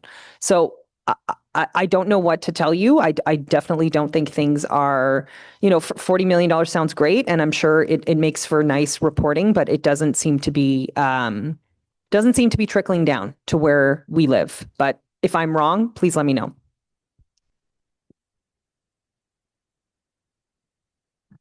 Thank you for the feedback, Counselor. We'll consider that as we're looking towards evaluation, towards future programming and reporting. I do believe that both in the Community Safety Wellbeing Plan report, as well as the Unsheltered Homelessness Outreach, we do provide data that has come from community about the realities that they're experiencing, and have worked to structure our programs and projects based on the feedback you just shared, as well as consistent engagement that we've heard through that, as we're looking to prioritize the work moving forward. Thank you, Counselor. Counselor Cavanaugh. Thank you very much, Chair, and appreciate all the work that's being done. And it's an unending task, and it's growing, and our city's growing, and so are issues.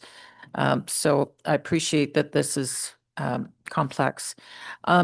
One success story is the Anchor program that is just getting rolling. And I'm hoping it'll expand, because I'm seeing the need in a place like Bayward. It's not downtown, but it has its issues. I've witnessed things firsthand, even just yesterday, of situations where I thought, this is not a police event. This is something that needs other help. So I just wanted to get a handle on when we can see, possibly, are we looking forward, doing strategies of planning about next steps on Anchor?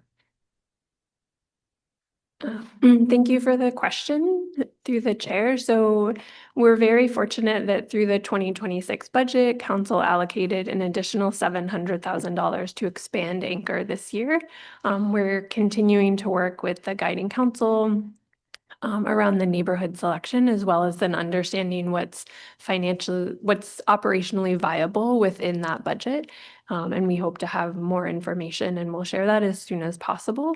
In terms of a broader expansion citywide, as also part of the 2026 budget discussions, we were given direction to come back with a business case to council to put in place what is required financially for ongoing expansion. And we've begun working with the chief financial officer and financial services to begin building that financial case, which will likely be part of 2027 discussions.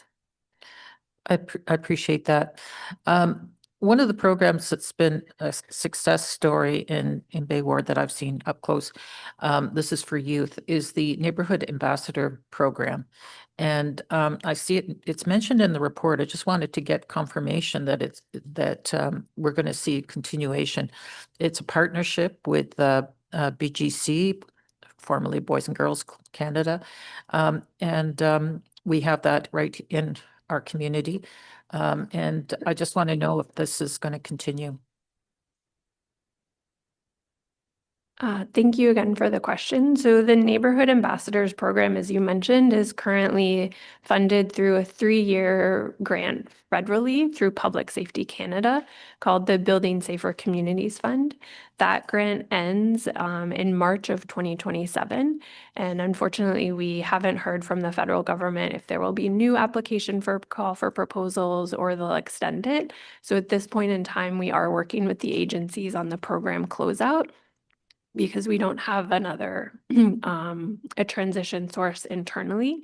There will be opportunities through the community funding framework for the agencies such as BGC to apply for project funding with the city. And we are also working with those agencies to understand and look at opportunities for applications with other funders as well. So if federal sorry. government is listening right now, please continue this program. It is valuable, and we do need to see it continue. I don't know if we have statistical data to show the results, but I do believe that it's making a difference. Thank you. And sorry, just one correction. The funding is ending in March 2026. I said March 2027, so within the next 6 weeks. Actually, I was aware. And that's why I'm asking, because I'm worried about it. And I'm going to see a difference in my community because I'm going to have youth without those programs. And frankly, it's a little concerning. It just kind of, it wasn't a solution. It was, but it was in the right direction. And we absolutely need to continue these programs. This is so necessary. We just barely have enough resources for and places to have these programs, but we gotta keep them. I think that's probably the biggest problem is the stability of funding. We've heard this from the community houses.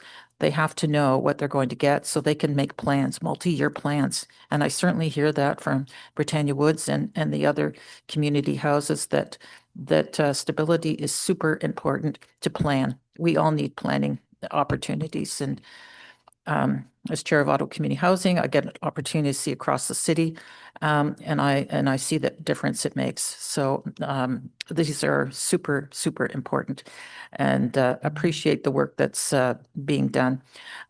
Food insecurity is probably the one that concerns me right now, and it's a difficult one when we don't have, the space, and we weren't designed for this. This is the issue that I see. We talk about it in the report, but what can we actually do in terms of moving in the right direction? Thank you for the question. So in terms of food insecurity, there are a couple of key pieces. One, for the past 3 years, council has approved an additional increase to agencies supporting food insecurity initiatives and direct food delivery. So emergency food covers, food banks, a proportion of, for example, with the community houses, a portion of their programming that's going to food security. So that has been above just the COLA or cost of living increase that sustainability funded agencies receive. The second piece is work that's going to look at food insecurity from a more policy lens. So the staff held in partnership with the Pillar Working Group as part of the Poverty Reduction Strategy, a food symposium in the fall of 2025. Where a number of initiatives have been identified out of that. One, for example, is applying a food lens to municipal policy, which Ottawa Public Health has taken a lead on, and we're beginning to define a plan and start to implement that work this year. And the Food Pillar Working Group is finalizing an advocacy strategy to advocate with the province as well as the Government of Canada in documenting different municipal advocacy efforts across the city, aligned to things like Food Secure Canada, Feed Ontario, A Right to Food, Disability Without Poverty, and the Milan Urban Food Pact. Thank you. It's not what, we were planning to do, but it's a direction that is just overwhelming because food is super expensive and it's a huge distraction in terms of all the other things that we're trying to do, but it's necessary. And one of the biggest things I hear is the lack of space to, if you're running a food cupboard, community houses are literally overwhelmed, and they were never set up to do this. So it's something we have to think about, and we have to look at partners to work on this. Anyway, I just want to end, but appreciate all the work that's being done, particularly in housing, and the work that's being done in terms of the transitional housing. I'm looking forward to seeing more opportunities for families. But obviously, the end goal is to get them in permanent housing, and I hope that the city will consider that the absolute priority. Thank you. Thank you, Councillor. Councillor Troster. Thank you so much. And once again, thank you for all of your incredible work. And to all of the community partners who are here, we really value what you do. Just for folks who might be watching at home or in a gallery who don't have the report in front of them, what is the funding envelope to fund the community and safety well-being plan? The total number. Do we have a sense? Thank you for the question, Councillor. So when the plan was approved by Council in December of 2021, that came with a complement of 4 permanent staff to support the plan, as well as $250,000 to support its implementation. Since that time, staff have been working on different financial strategies, such as applications to grants at other levels of government, as well as bringing forward concrete actions and projects for municipal council to fund. So, for example, the $150,000 that has gone to support tax income clinics last year. And so there's a number of project stream fundings. In addition to that, the $32 million investment through the community funding framework is strongly aligned with the priorities of the community safety wellbeing plan as it relates to poverty reduction, food security, youth, and otherwise. So that's the funding envelope that's funding the community houses that folks came to talk about today. Yes, that's correct. Okay. And how much of a increase did that funding framework receive in the 2026 budget? So the sustainability funding stream within the community funding framework receives a cost of living increase that's set by council in the budget direction. So last year that was 2.5%. And that's applied and flowed through to those agencies. The one exception was the additional increase for food security programming, which was above that amount. Okay. Well, I'd just like to point out that the Ottawa Police received a 5% funding increase, and this community safety and wellbeing initiative received a 2.5% increase. And we're hearing from the wonderful folks who came to committee today about how important this work is, how people are underpaid, about how staff don't have benefits, about the rate of burnout. I value this work so much, but I don't think that we're showing that we value it with the level of funding that we're providing. So I am incredibly thankful for all the work that everyone's doing. But I think what we fund shows who we are, and I think we can do better. Thank you very much. Councillor Carr. Thank you very much. I just have a quick question to staff with respect to the funding for the community houses. We heard from a number of them today. Under the new framework, can you explain what will change in terms of their application process, length of the funding, that sort of stuff? What are the implications? Thank you for the question. So currently the community houses receive funding from two streams. There's sustainability funding, where the 16 community houses receive $2.7 million annually. And the sustainability fund is 5-year funding that supports with operational needs. The application for the sustainability fund will open again in 2027, giving staff time to implement the recommendations from the community funding framework midpoint review that committee saw before this report. The second funding streams they receive are project funding, which is what you heard more specifically about today. So the community safety wellbeing youth workers in those houses. So 6 of them are currently receiving community safety wellbeing fund project funding for a total of $400,000. Which ends in 2026, and there will be a new application process this year. And 7 receive a total of $255,000, which ends in 2027 for the project funding. So staff are currently working on updating the Community Safety Wellbeing Fund project funding stream based on the new priorities of the plan, if approved by committee and council today. One of the pieces of feedback that we heard from the community funding framework midterm review and you heard today was the importance of multi-year funding, that 1 year wasn't really sufficient, that there was a requirement to have multi-years of funding to collect data, demonstrate progress, be able to evaluate programs more rigorously, to show impact not just to the city, but also to other funders. The project funding streams were never meant to be sustainable funding. And so specific to the community houses, there would be an opportunity later this year to apply to the Community Safety Wellbeing Fund when that opens, as well as the sustainability funding stream in early 2027, when that funding stream opens. Yeah, thanks very much for that. I think there was some concern that maybe the CSWB funding would not be available, but that's not the case, right? You can confirm that? Correct. Staff are just working on updating the framework to align to the new priorities and structures outlined in the report today, but that will go out to the public in early Q2 for applications. Perfect, thank you. And just one follow-up question from a question that Councillor Kavanaugh asked.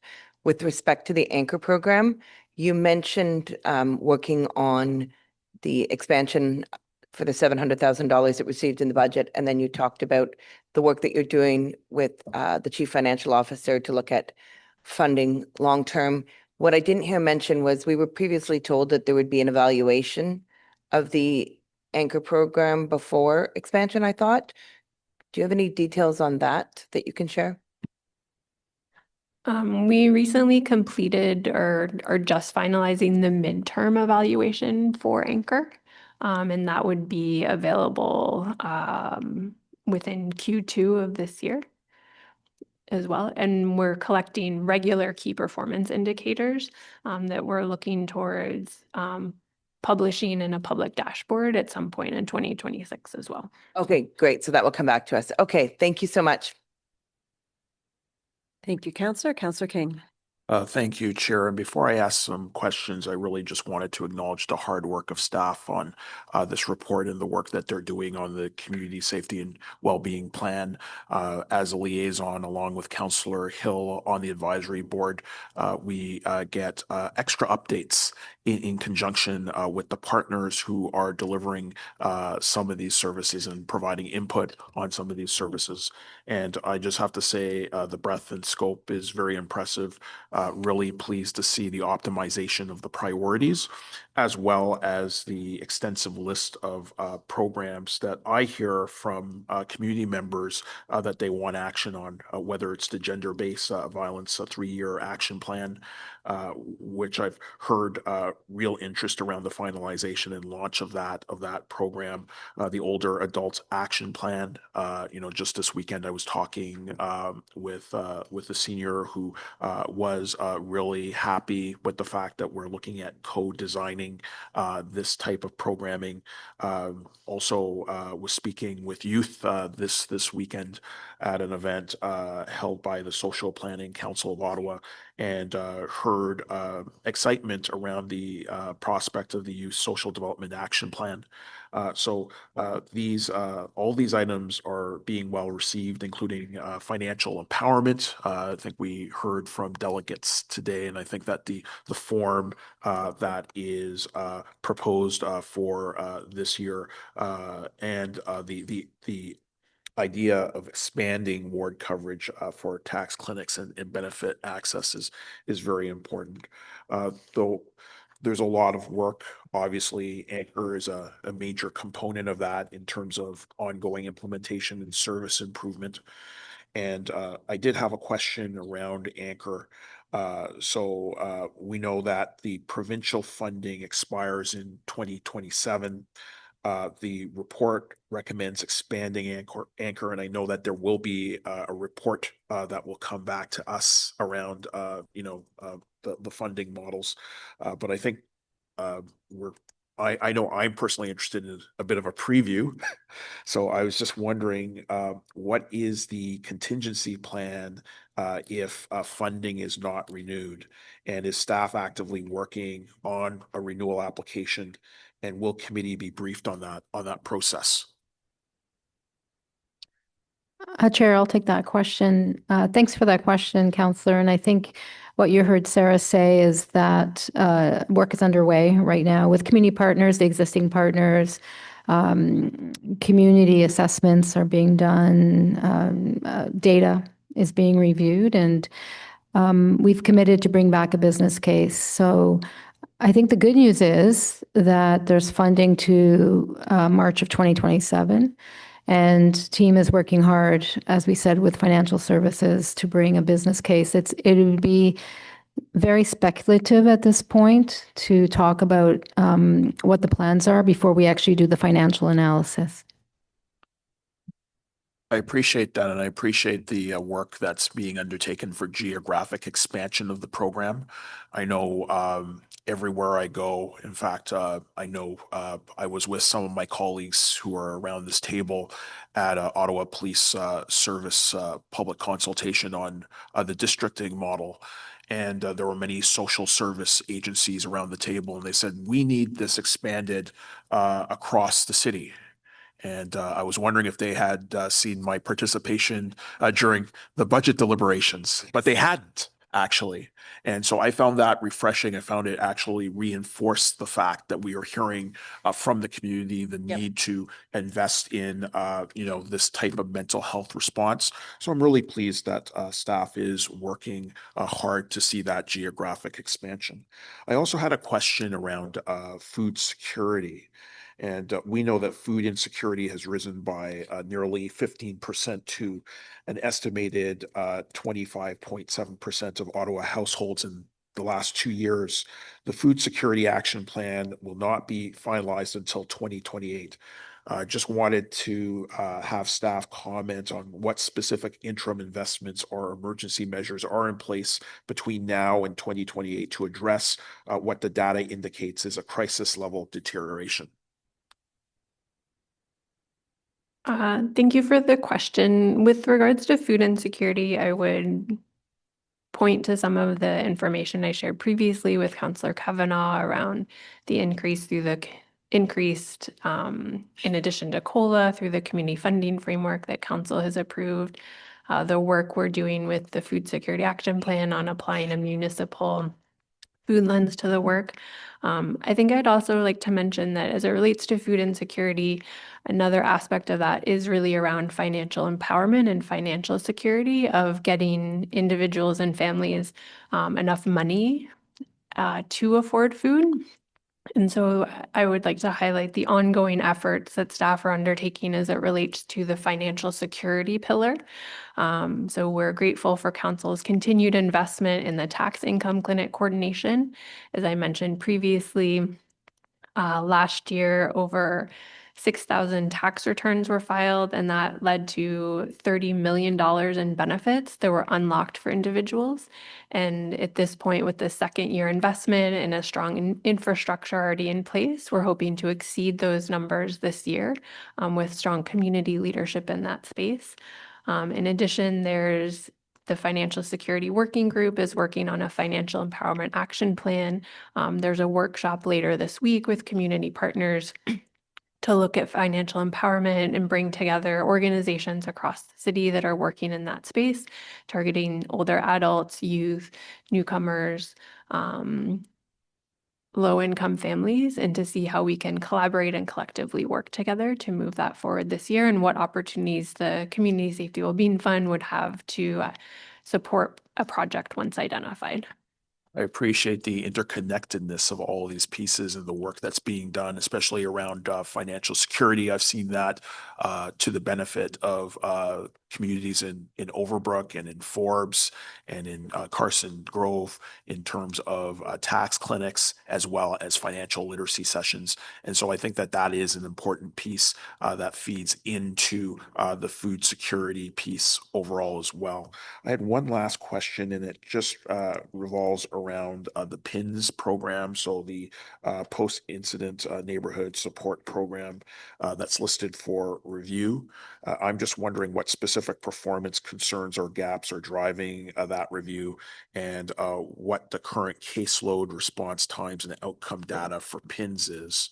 And I say that with experience with PINS, having before being elected, actually working with a community association on the pilot project that created PINS, and having had actually participated in the process over the last couple of years in terms of major post-incident issues in my ward. So I was just wondering, what are the driving factors for PINS, and what will the KPIs be?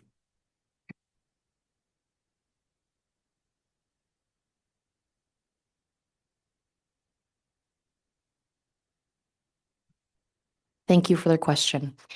So the review and update of PINS will look at simplifying coordination mechanisms. We don't specifically have KPIs right now associated. It will be a co-design process that we work with Somerset West Community Health Center, who's the lead financial contractual agency for that program right now. Those will be developed, though, as we move through that process of co-design with the organization. I appreciate that update, and just really wanted to put on record that I appreciate the work of PINS in terms of having a formalized process, especially when there are traumatic incidents that affect a community. It's very important to have a process that involves city services, other social service agencies, other community associations to really respond to community needs in times of crisis. So there's a lot of appreciation for that program, and I'll be very interested in seeing what the review garners. My last point, I just really want to closely associate myself with the comments that Councillor Troster has made and others around equalizing the funding in terms of co-generation of public safety. It's important that the police service have the resources that they need, but it's also very important that the social service agencies and the community service department has the resources that they need to provide services. And I think we've heard that clearly indicated today with the number of delegations that we had from the community houses. The tremendous work that they do needs to be supported properly by this council. And I know there'll be people around the council table really looking to equalize that level of funding to ensure that they can continue to deliver key services to our neighborhoods. Thank you, Chair. Thank you very much, Councillor Hill. Thank you very much, Chair. And I do want to reinforce the comments that I've heard from all of my colleagues about the appreciation for the hard work that's gone into this impactful policy document. So thank you very much for that. I do have a specific question. I note that the report doesn't directly speak to youth diversion from the perspective of extremism or counter-radicalization. Would the community safety and well-being plan be where this type of program would be policy considered? And is this a gap that needs further reflection, or are there other organizations and programs that are looking at this issue? Thank you very much for the question, Chair. So the Councillor Hill, specifically to that, radicalization and youth radicalization wasn't an emerging issue that we found in the data review or that came out specifically through the engagement and consultation for the refresh. We do understand it's a critical and emerging issue that's connected both to the community safety well-being plan as well as the city's efforts around anti-hate, the women and gender equity strategy, and the anti-racism strategy. At this point in time, staff are looking to better understand who are the agencies operating in this space and if there is or isn't a place for the municipality as it relates to this specific issue. You're correct, it's not something you see in the action plan currently for the next 2 years, but within that time, staff will undertake some research to better understand where it is best placed fit and what opportunities there are to, if needed, bring it out through the consultations in a different way to ensure that we are capturing emerging needs where appropriate. We have heard about the impact specifically around technology as it relates to youth mental health and mental health in other places. And that's something that we'll continue working with Ottawa Public Health on as the plan moves forward. Thank you very much. Thank you, Chair. Thank you, Councillor Hill. Councillor Barkington. Thank you, Chair. Two main points I want to make, and I want to thank Councillor King for raising pins. I wasn't going to raise this, but regrettably, critical incidents do happen across the city, and River Ward is has not been spared from these matters, particularly this year, to the first 2 homicides in River Ward. And despite being in this position for many years, I've been very unclear what PIN's role is. I'm always within 24 hours on the phone with the community health center, either in the South End or in Carlington, saying, what's the plan? Who's in charge? Who does outreach? Who's speaking to immediate communities? It always looks political if I'm there within the first 24 hours, yet I still have that care and concern that I want to connect with my residents, but not be seen as, an ambulance chaser in the political world. But even in, like I said, the more recent examples, who's the lead? Who communicates with the community? People have basic questions like, why did it happen? Who is involved? What was it about? The police provide absolutely no information, zero. And what is the police's role post-incident? So if you would consider reaching out to maybe a handful of members of council, if you're going to review sort of the PIN's mandate or response, if that's being looked at from what I heard correctly, I would be happy to share my experience. So I'll just park it there, but happy to see that. My main comment that I wanted to make is I've got 3 family houses in River Ward, Banff, Ledbury, Deborah Dines, and Caldwell. And I don't know what these communities would be like without the family houses that exist now. It's scary to consider what these communities would be like without the family houses. They are the true hubs of the community. They offer every particular service that you can think of. They are people's homes and safe places and where they feel trusted and where trust is fostered. And from if we just want to talk about finances, this is the best investment, the best return on investment that the city makes, because the city contributes peanuts. We don't blink when we give 440 million to Lansdowne or 100 million for a dump or 185 million for the new ambulance base in the West End or 45 million yesterday to a hotel. All good causes. I won't debate whether or not these are needed. Council has made these decisions or will about to make a decision in a $5.5 billion budget. And our residents who need help the most have to beg, borrow, and steal to survive. Doesn't make sense. Doesn't make sense. I can remember in my first term when the late Diane Deans chaired this committee and I was her vice chair going to Mayor Watson. You may remember this, Jessica. We wanted an additional $500,000 in the budget for social service programs. And it was like we had just insulted the mayor's parents or something, terrible, that we would ask for such a contribution or a net increase to the budget. And yet we approve other expenditures without blinking sometimes.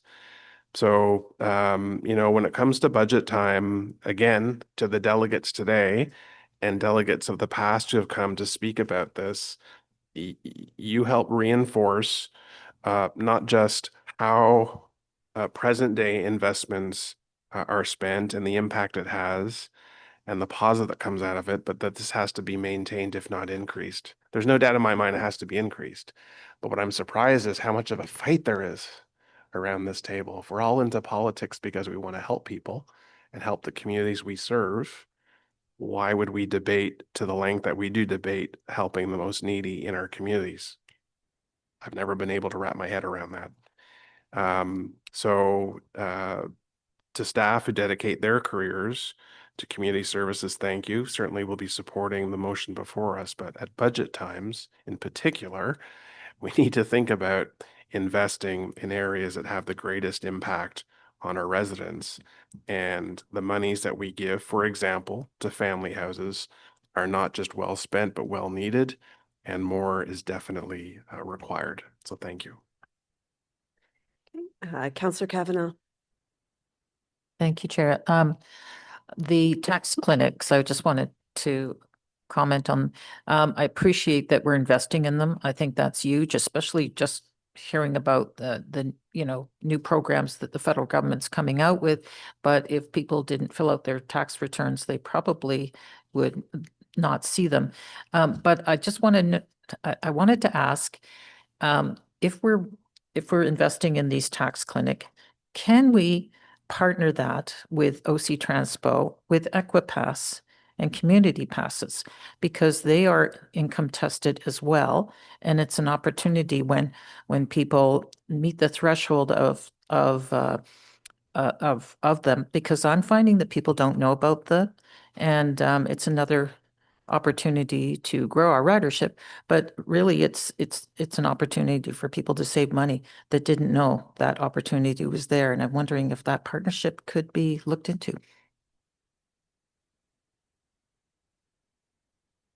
Chair, yes, we can take that back to the team to make sure there's a cross-reference or cross-check.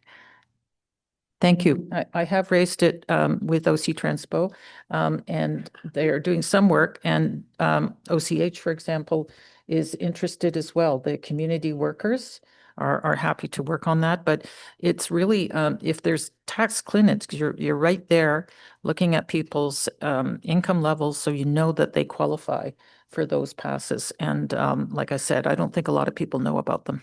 Thank you. Thank you, Councillor. Councillor Carr. Hi, thanks. Sorry for the question, and I should know this, and I'm trying to find it, but I'm just going to ask it.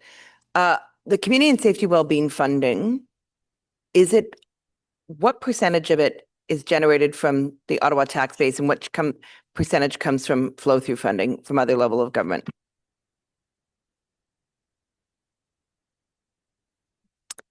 Thank you for the question, Councillor. I'll have to get back to you on the specific percentage in terms of what we're funding through projects from other levels of government versus municipal tax base. What is covered right now currently through the municipal tax base is, as I mentioned, there are 4 permanent staff positions, $250,000 to support operations, the Community Safety Wellbeing Fund, which is a $2.3 million investment specifically. And then as well as associated, for example, the community funding framework, which contributes in some way towards the priorities as well. But I'd be happy to get back to you on a specific breakdown and the percentage of that. Okay, perfect. Thanks. Like in terms of the funding for community houses, they have some CWS, community and safety wellbeing funding. They have some project funding. They have sustainability funding. I'd be really interested in getting information on that funding. I know it's a little bit different house to house, but what percentage is actually generated from the municipal tax base and what comes from other levels of government? Like, no rush on it, but can kind of, if that can be like an unofficial request. Thank you. Thank you very much, Councillor Carr. I'm not seeing any further questions for staff. So is this item carried? Carried. Wonderful. Thank you to all the delegations who came today. Thank you to staff on your work on this plan. We're now going to be moving on to item 5.3, unsheltered homelessness outreach model. We do have a presentation from staff, so we will set up for that. Thank you.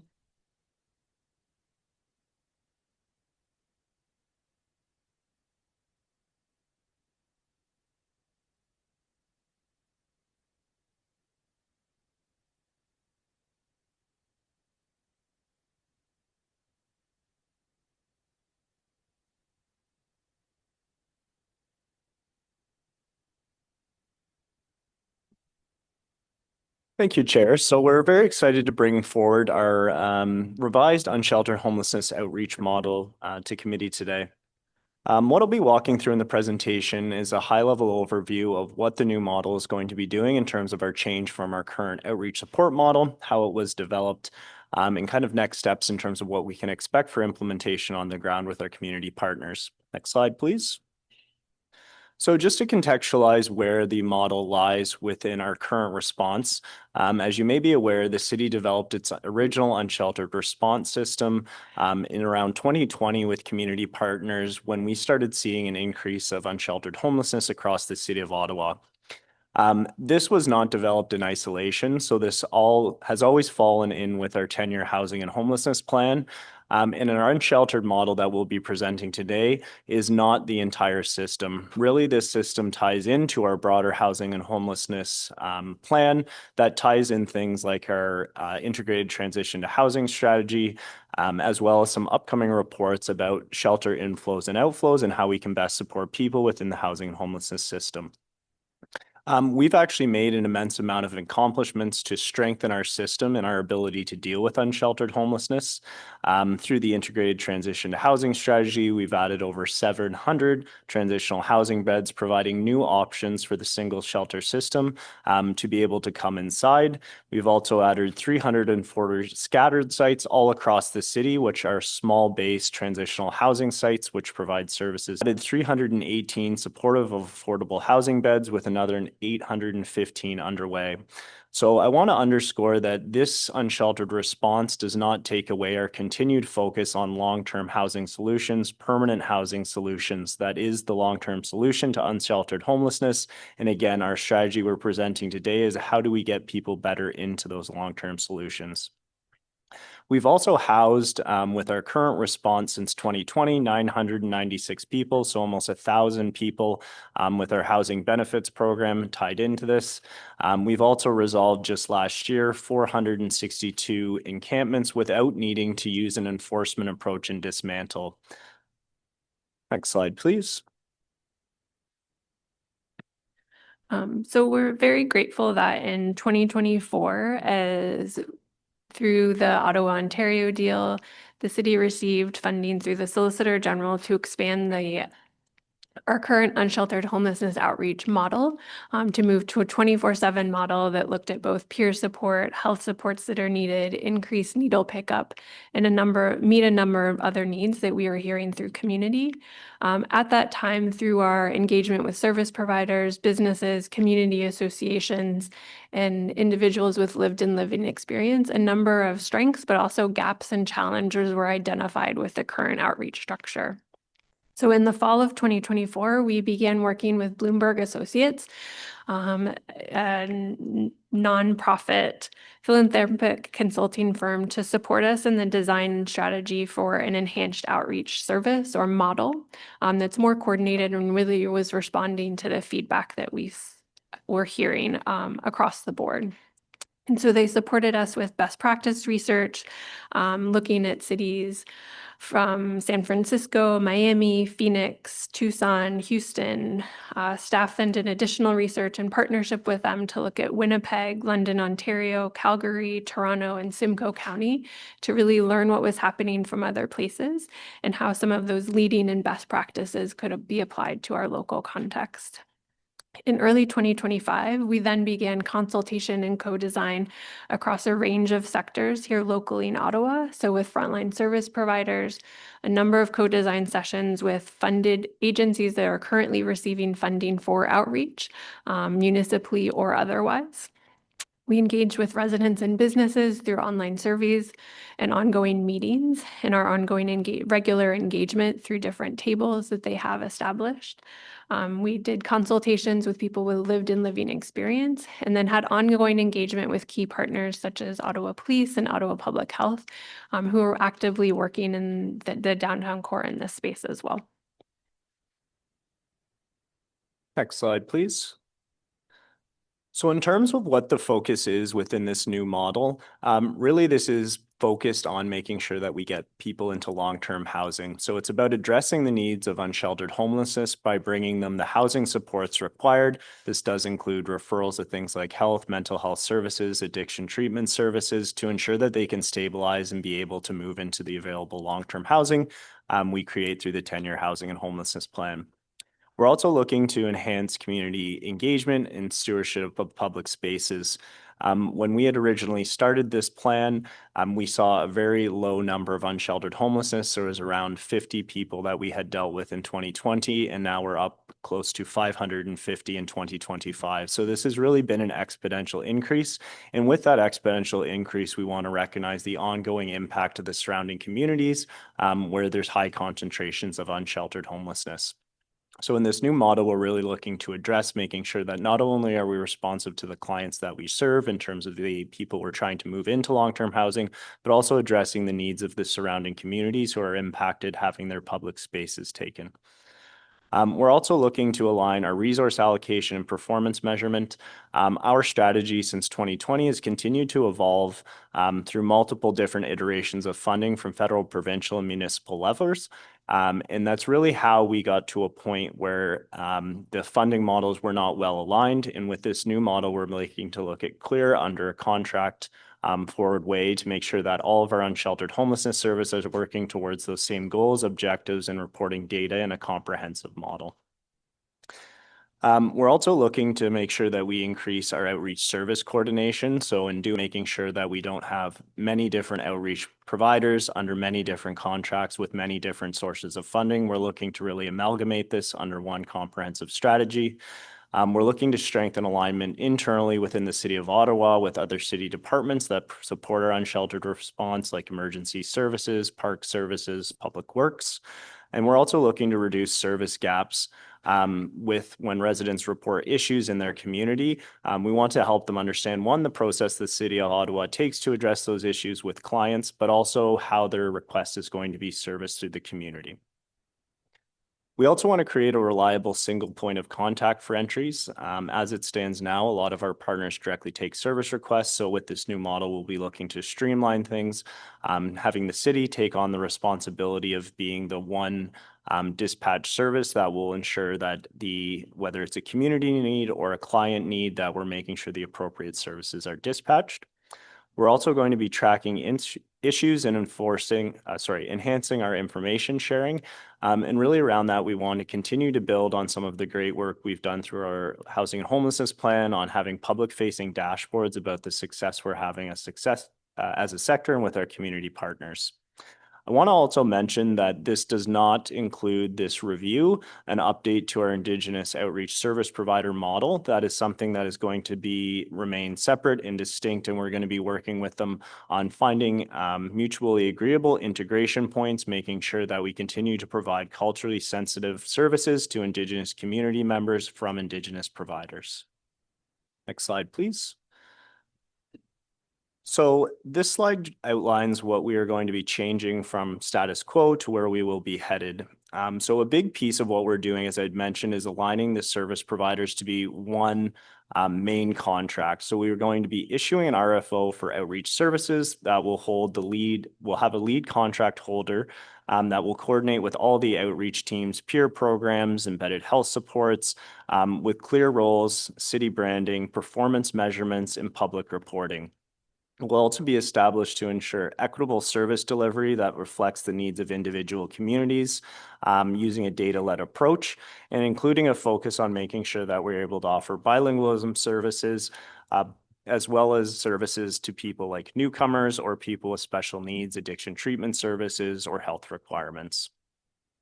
The services is going to continue to be a 24/7 support, so we're continuing to look to keep our investments at the same level in doing data-led dispatch of our services. So again, creating a data model that we can make sure that we're allocating our resources to the community needs where they're needed most, as well as for the clients.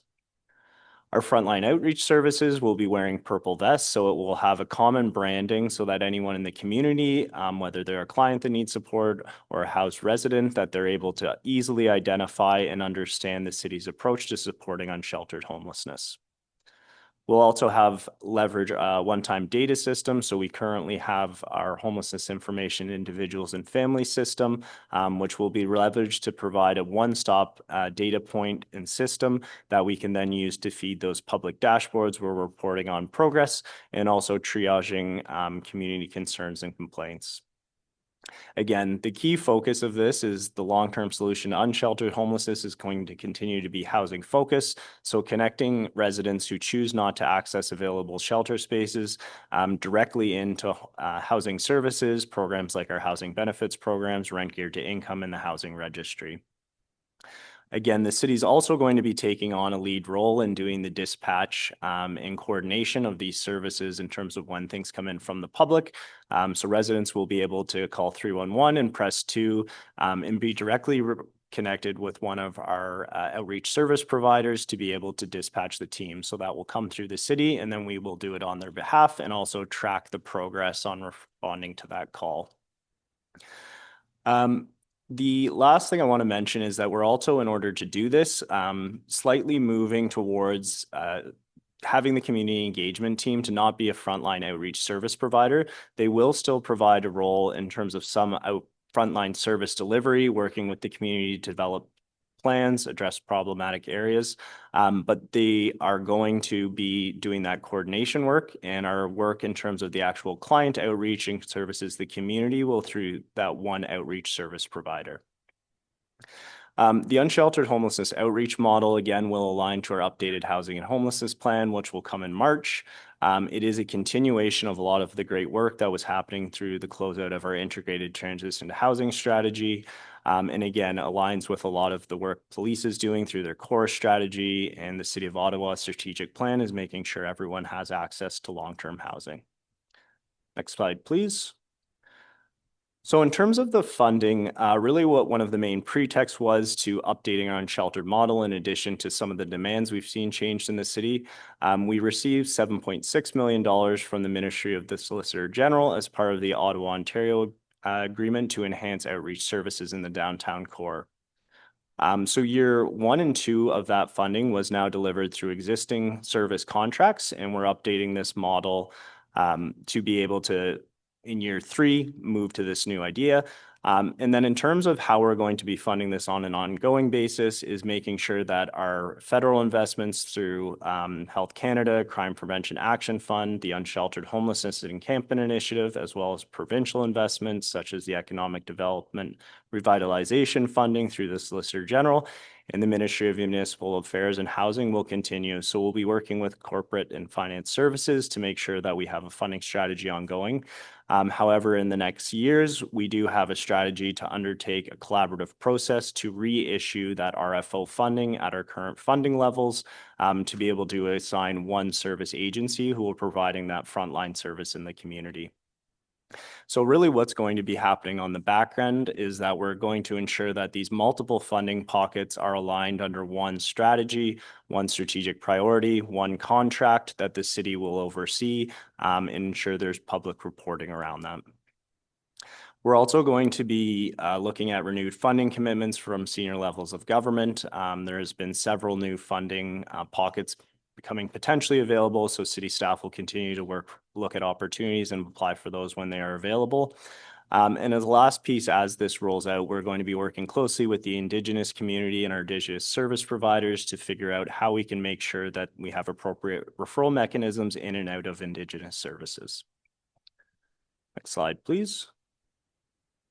So in terms of timing of when this is going to be implemented, so pending approval from committee and council, we will be moving to issue that RFO for the single agency. So we anticipate that that will be issued in Q1 2026. So we'll be moving along quite quickly on that. We're going to be looking to pilot the centralized intake and dispatch throughout Q1 2026. Then implement a community engagement strategy during that same period to kind of test, make sure that it's working well. Develop a public reporting framework for Q1 2026. Again, that will be tied in with our 10-year housing and homelessness plan. Finalize the planning for the unsheltered homelessness objectives, issuing contracts to have the plan ready in Q3 2026. So that would actually be the rollout of the new service model with the new agency. And then we will be issuing contract and implementation plan by Q4 2026. And that's when you're going to see people on the ground. And then really we move into monitor and evaluation, similar to where we've been since 2020. This is something that's been evolving in the city and our approach needs to change with that. So we're going to continue to work with those community partners, community agencies, community programs that support this work to be able to deliver on it, make sure that we're responsive to the changing data and update the response as needed. But this will be a much more clear framework that we can work on as a city that is much more responsive to the needs we're seeing in 2025. I think that's our last slide. Thank you. Thank you very much. We do have a motion that I was hoping to have read in just to further any discussion from Councillor Plante.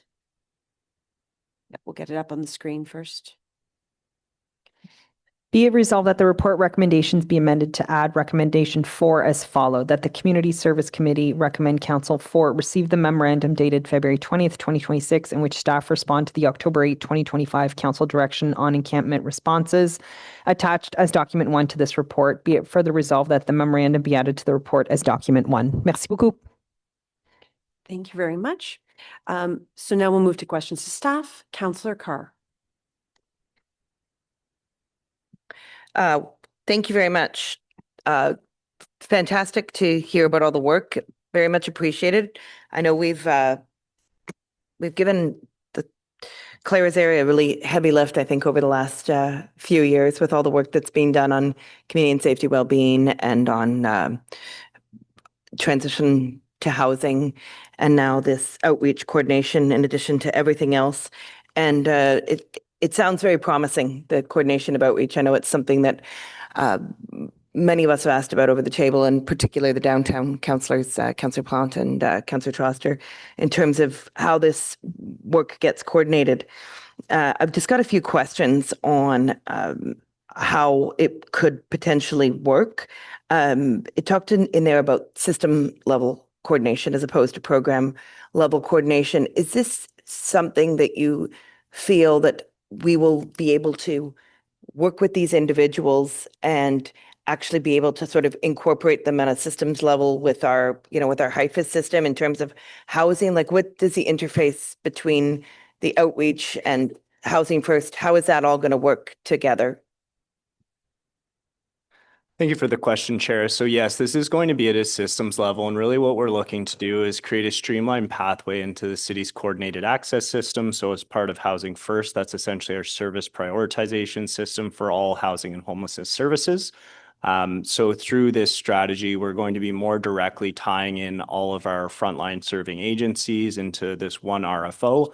That will then have that direct access into, as you mentioned, HIFIS being our data system, which is where our coordinated access system is housed in terms of that service prioritization. So it'll be tied back into priorities, things like that, getting them on the list as early as possible so that they get in line for services that are oversubscribed. Okay, and I think I read in the report that there was 141 individuals housed last year from in 2025. Like, we don't have a tremendous amount of housing options available right now. But those 141 that were housed, that were talked about in the report, how were they, like, were they housed from the street? You're not including into a shelter, but do you include into transitional housing? Are you including into supportive housing? What sort of housing types were those 141 people? And were those just people identified by the city? Those don't include people, for example, through Salvation Army or Mission? If you could just speak to that a little bit. Thank you, Chair. So those would be clients identified through the Salvation Army as our primary outreach provider. We also have several Indigenous providers who also would identify people into this system. In terms of where they are housed to, most often within that 141, it would have been private market housing with housing-based case management support. So many folks who are matched directly from unsheltered homelessness into housing, depending on their need level, would be provided housing-based case management matching. So essentially somebody who provides life such support in private market housing with a rent supplement or a housing benefit. There is several people, I don't have the percentages on hand, but I could get back to you with that are housed into supportive housing. But as we know, the wait lists are quite long there. So what we really try and do is make sure that we work with housing providers, private market housing providers, especially when that need level isn't so high that you require supportive housing, to get them paired with housing benefits, get them on the housing registry so they're eligible for that line of services. Okay, thanks very much. And actually, this came up last night at the Ottawa Police Service Board meeting in context of some of the social disorder and the unfortunate incident that happened at Rideau Street. I had some questions. I will tell you that the Ottawa Police Service, the chief did say that this was going to be amazing coordination outreach and was very impressed with the work. So my concern is, so can you speak a little bit about how the situation tables are going to work in that interface, the need for them, and how privacy considerations are managed?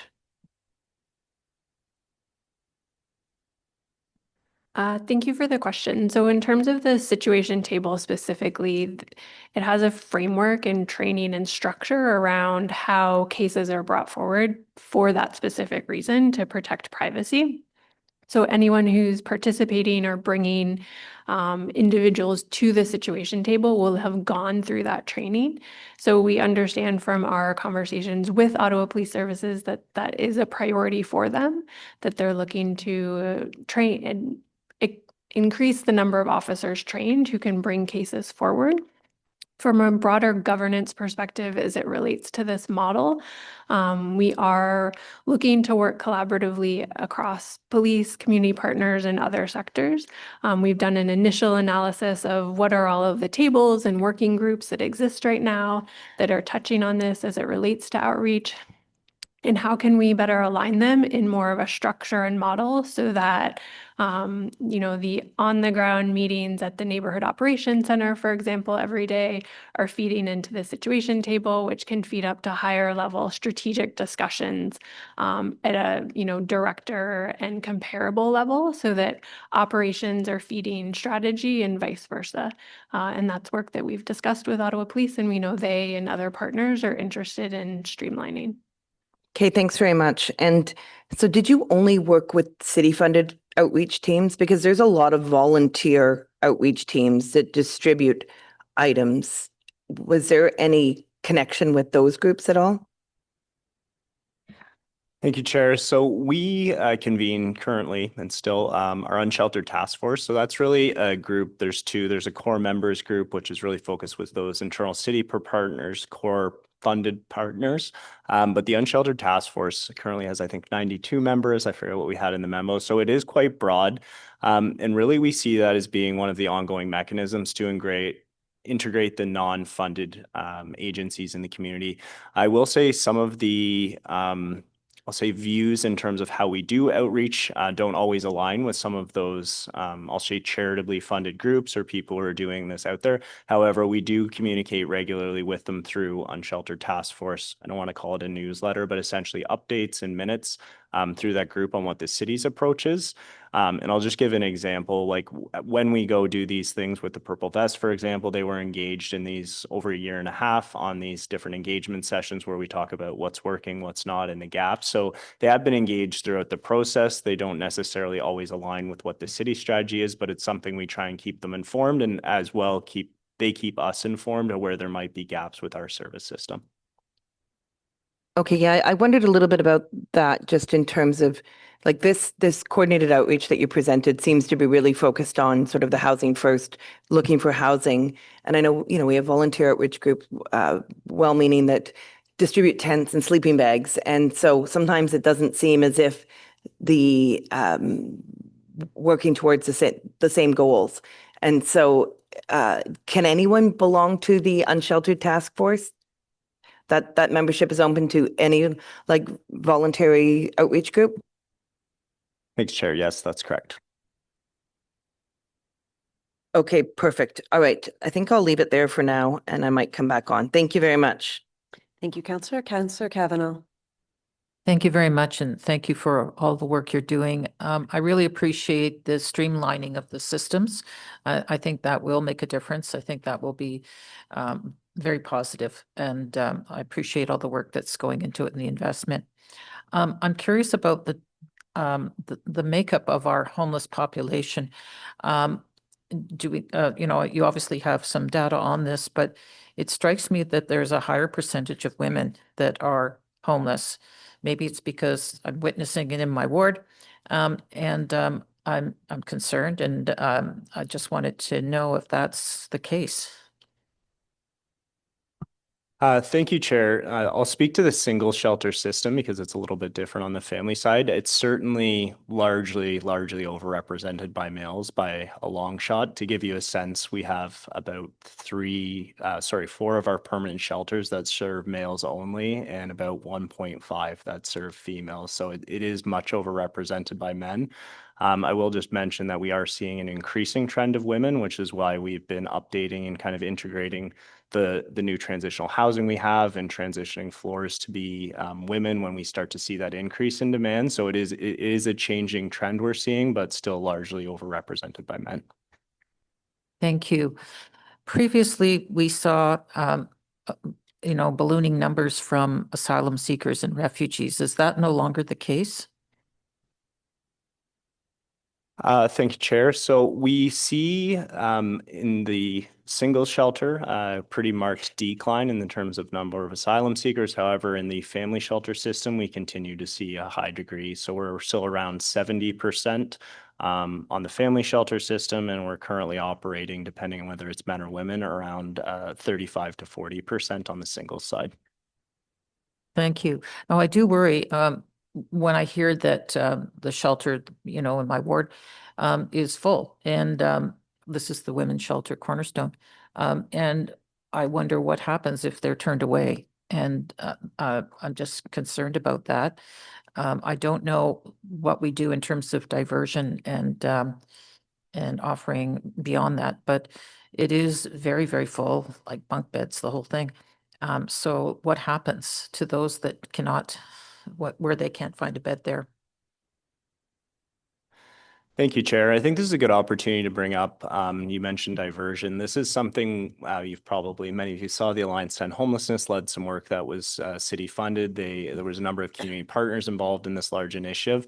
This is something we're planning to do a lot more of, really refining our approach of how we do diversion. We do fund and have for the last 5+ years funded diversion workers within shelters. However, it's very tough to divert people if there's no housing to divert them to. In terms of what we've done on the shelter side of things, Cornerstone, when they approach fullness, We've actually converted one of the floors of Queen Street to be exclusively to women. So we do up capacity based on the need we're seeing in the community. The other thing we've done is when we hear often in the community, very unfortunately, community members are told a shelter is full. So we've actually implemented a process over this winter where people who call 311 and press 2 after hours are directly connected with a staff on my team who actually calls around to the shelters to make sure that we find anyone who needs a space that's available. So that could include transitional housing, could include space at Shepherd's Good Hope, it could include scattered sites. So there's a lot of different options we have on our menu. And then we also have backup options, be it hotels, that kind of thing, if there are no options within the single shelter system. I realize there's some that are homeless that do not want to go to shelters and they continue to use encampments, et cetera. And one of the reasons is, and that this comes up all the time, is they have a pet. They have a dog usually. And this is very difficult. I understand that. I don't know if it's widespread or not, but I keep coming across this issue. Thank you, Chair. I would certainly say in terms of unsheltered homelessness, it is one of the most frequent things that we hear from folks, especially we know there's an increase in the homeless population, prevalence of mental health, addiction concerns, and a lot of the time that pet is the companion, that's something they need in order to support their coping mechanisms. Unfortunately, we do not have broadly shelters that can offer services to pets. However, we do accommodate, and all shelters are required to accommodate service animals that are documented. And then we also do have services that we work with in the community who will foster pets through different family members who are all licensed. There's quite a rigorous process to get involved with that to foster the pets temporarily. One of the things we do look at whenever we do, I'll say, build a new shelter, like for example, some of the things we've looked at, we do try and integrate options for pets, but one of the challenges when we're doing these types of builds or renovations, there's a lot of concerns around health, safety, that kind of thing with the staff. So we try and manage that with the available services in the community. Thank you. I appreciate all the work. And of course, the end goal is to get everybody housed permanently. And that's what we want. But I appreciate the work that's being done at this level. Thank you so much. Thank you, Councillor. Councillor Troster. Thank you so much. So you all know I'm very excited about this model. You've all heard me say many times, I feel like I run an emergency dispatch for my email, and I'm very excited to not do that anymore. We've spoken about the housing focus of these services, which is of course incredibly important, but I also want to speak a bit about the community security piece, because right now you can't directly call an outreach worker. They have to just sort of stumble upon a situation, or I can, sometimes people email me and I end up texting outreach workers from random organizations, but of course there's very many and there isn't one central dispatch. So through this new system, will an everyday resident be able to call for assistance from an outreach worker? Thank you, Chair. So that's going to be managed through this city. So we're not going to have direct, like residents wouldn't call an outreach worker directly through this. It would be the city who would dispatch. And really the reason we want to do that is there's constant staffing changes, that kind of thing. And we want to take on the burden of managing who should I call for various issues on the city side of things. So one of the things you're well aware of, like, should it be a call to anchor? Should it be 211, 311? We want our city staff to take that on for residents who often get frustrated by being bounced around between city departments. But 24 hours a day, they will be able to call a dispatch that will send someone to help. That's correct. Excellent. That is huge news. Something else I've talked about is the need for some sort of visible uniform, vest, color, no matter which organization somebody might work for, but if they are part of this constellation of outreach workers, is there a plan for some sort of visible presence? So if you see someone walking down the street, you've seen someone who needs assistance, you could be like, oh, that's my helper, and you can call them over for help. Thank you, Chair. Yes, it's purple vests. I even have the color. Purple vest. I love a purple vest. Okay. How will this help residents and businesses resolve day-to-day conflicts in the downtown core? So I'll tell you about some ones that I've heard about recently. People who are very, very frustrated. And very often what they ask for is, we just want more visible police presence, like just sort of walking around and being there. And police often explain that what they do is respond to calls. They can't just sort of be on hand. So one example was a woman who was very frustrated because a a woman had set up a sleeping bag and was sleeping beside her house, and she discovered that there was an encampment beside her house. The one I hear about all the time is public drug use in front of schools in particular. Conflict too. So it might not be at the crisis level that you want to call police or anchor, but you see an argument is about to heat up. There's a bunch of people gathered on the sidewalk. Are those reasons why you could call this service to have an outreach worker dispatched to assist with that conflict?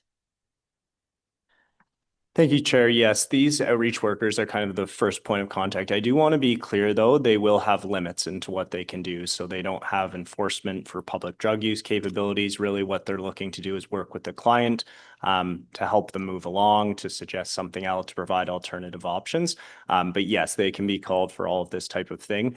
And one of the things that's really the strength of this model is around the coordination. So where I'll say the social services intervention doesn't work, where we may need a police enforcement, whether for a dismantle, whether for public drug use, the other kind of things, through this government model, working with police, bylaw services, and a more linear enhanced service with our partners, we'll be able to be much more on board with things like this situation table to make sure that, again, where that social services intervention was not successful in providing a long-term solution, that we can bring in other enforcement mechanisms if required, of course, as a last resort.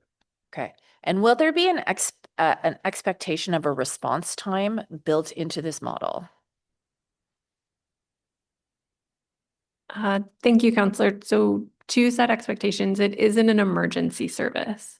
So it's not a van with flashing lights that will, be coming quickly. And because it's new, it will likely take time to understand what a response time is in a service standard. And that's something that we'll monitor through the data and the key performance indicators, and can communicate back publicly in terms of expectation setting. But you would be looking to something more similar to Anchor, not an immediate, 30-second response or otherwise. Okay. I mean, Anchor does have a standard, though. I do believe that they try to respond within 10 minutes, correct? We'll be happy to consult with the current outreach providers to understand their standards, what they've communicated, and look at how something, at least a framework, can be applied as we move into implementation. Okay, just because I think everyone's definition of emergency is different. And certainly this is not send an ambulance immediately, but I don't know, if someone's on your porch using drugs and shouldn't be there, you kind of want someone to come not in 4 hours, maybe in 10 minutes.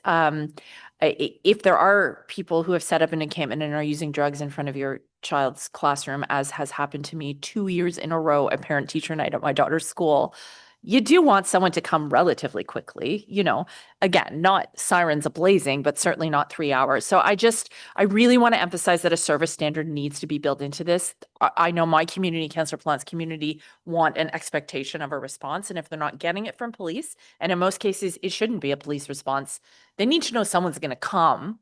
The other question is, how will you be simplifying the dispatch? Because my understanding is you want to program this through 311. Well, I don't know about you. When I call 311, even using my backdoor number as a counselor, there can often be like a whole bunch of different choices and a long wait. For downtown residents who are calling for outreach support, will there be some sort of like expedited dispatch or way to get through to people more quickly? Or are you just going to have to wait on the line and go through all the options? Thank you, Chair. So again, we're looking to move our community engagement team staff towards doing some of this work.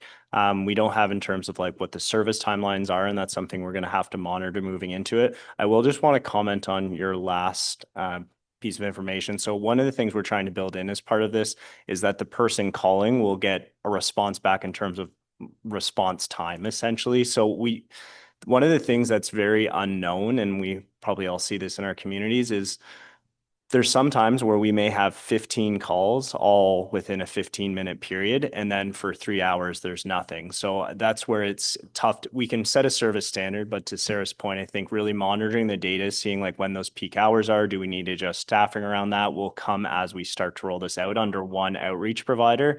Right now, because there are so many different outreach providers, we can't get that level of data and focus in on what that response would be. I have a lot of questions, so I'll wrap up in a few minutes, go to Councillor Plant, come back, obviously, because this touches my neighborhood. Is the intention for this to be available 24 hours a day, 7 days a week? Thank you, Chair. Yes, the service will continue to be similar to Salvation Army, a 24-hour model. Excellent. And my last question is, as we know from the City Auditor General's report on supportive housing and also just my day-to-day experience working in my office, it's often the person in the worst shape who's not getting housing.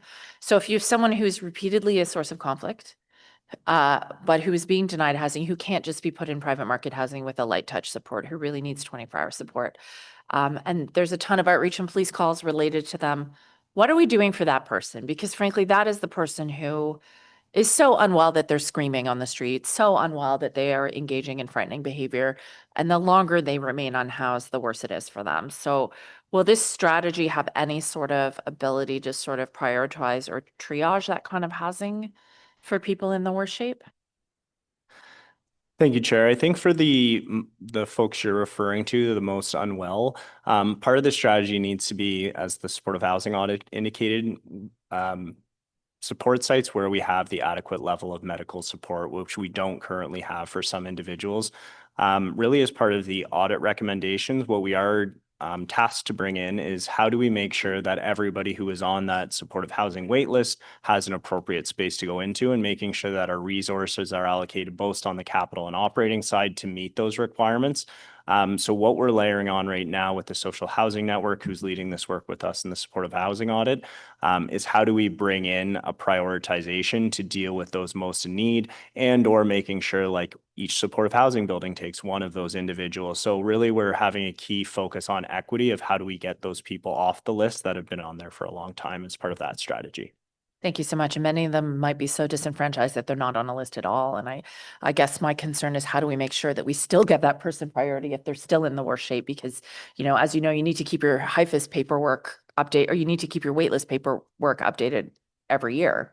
But the longer you're on the street, the more disenfranchised you are, the less likely you are to actually even be in the system anymore. Anyway, thank you so much. I'll go to Councillor Plum for now. Thank you, Councillor. Councillor Plum.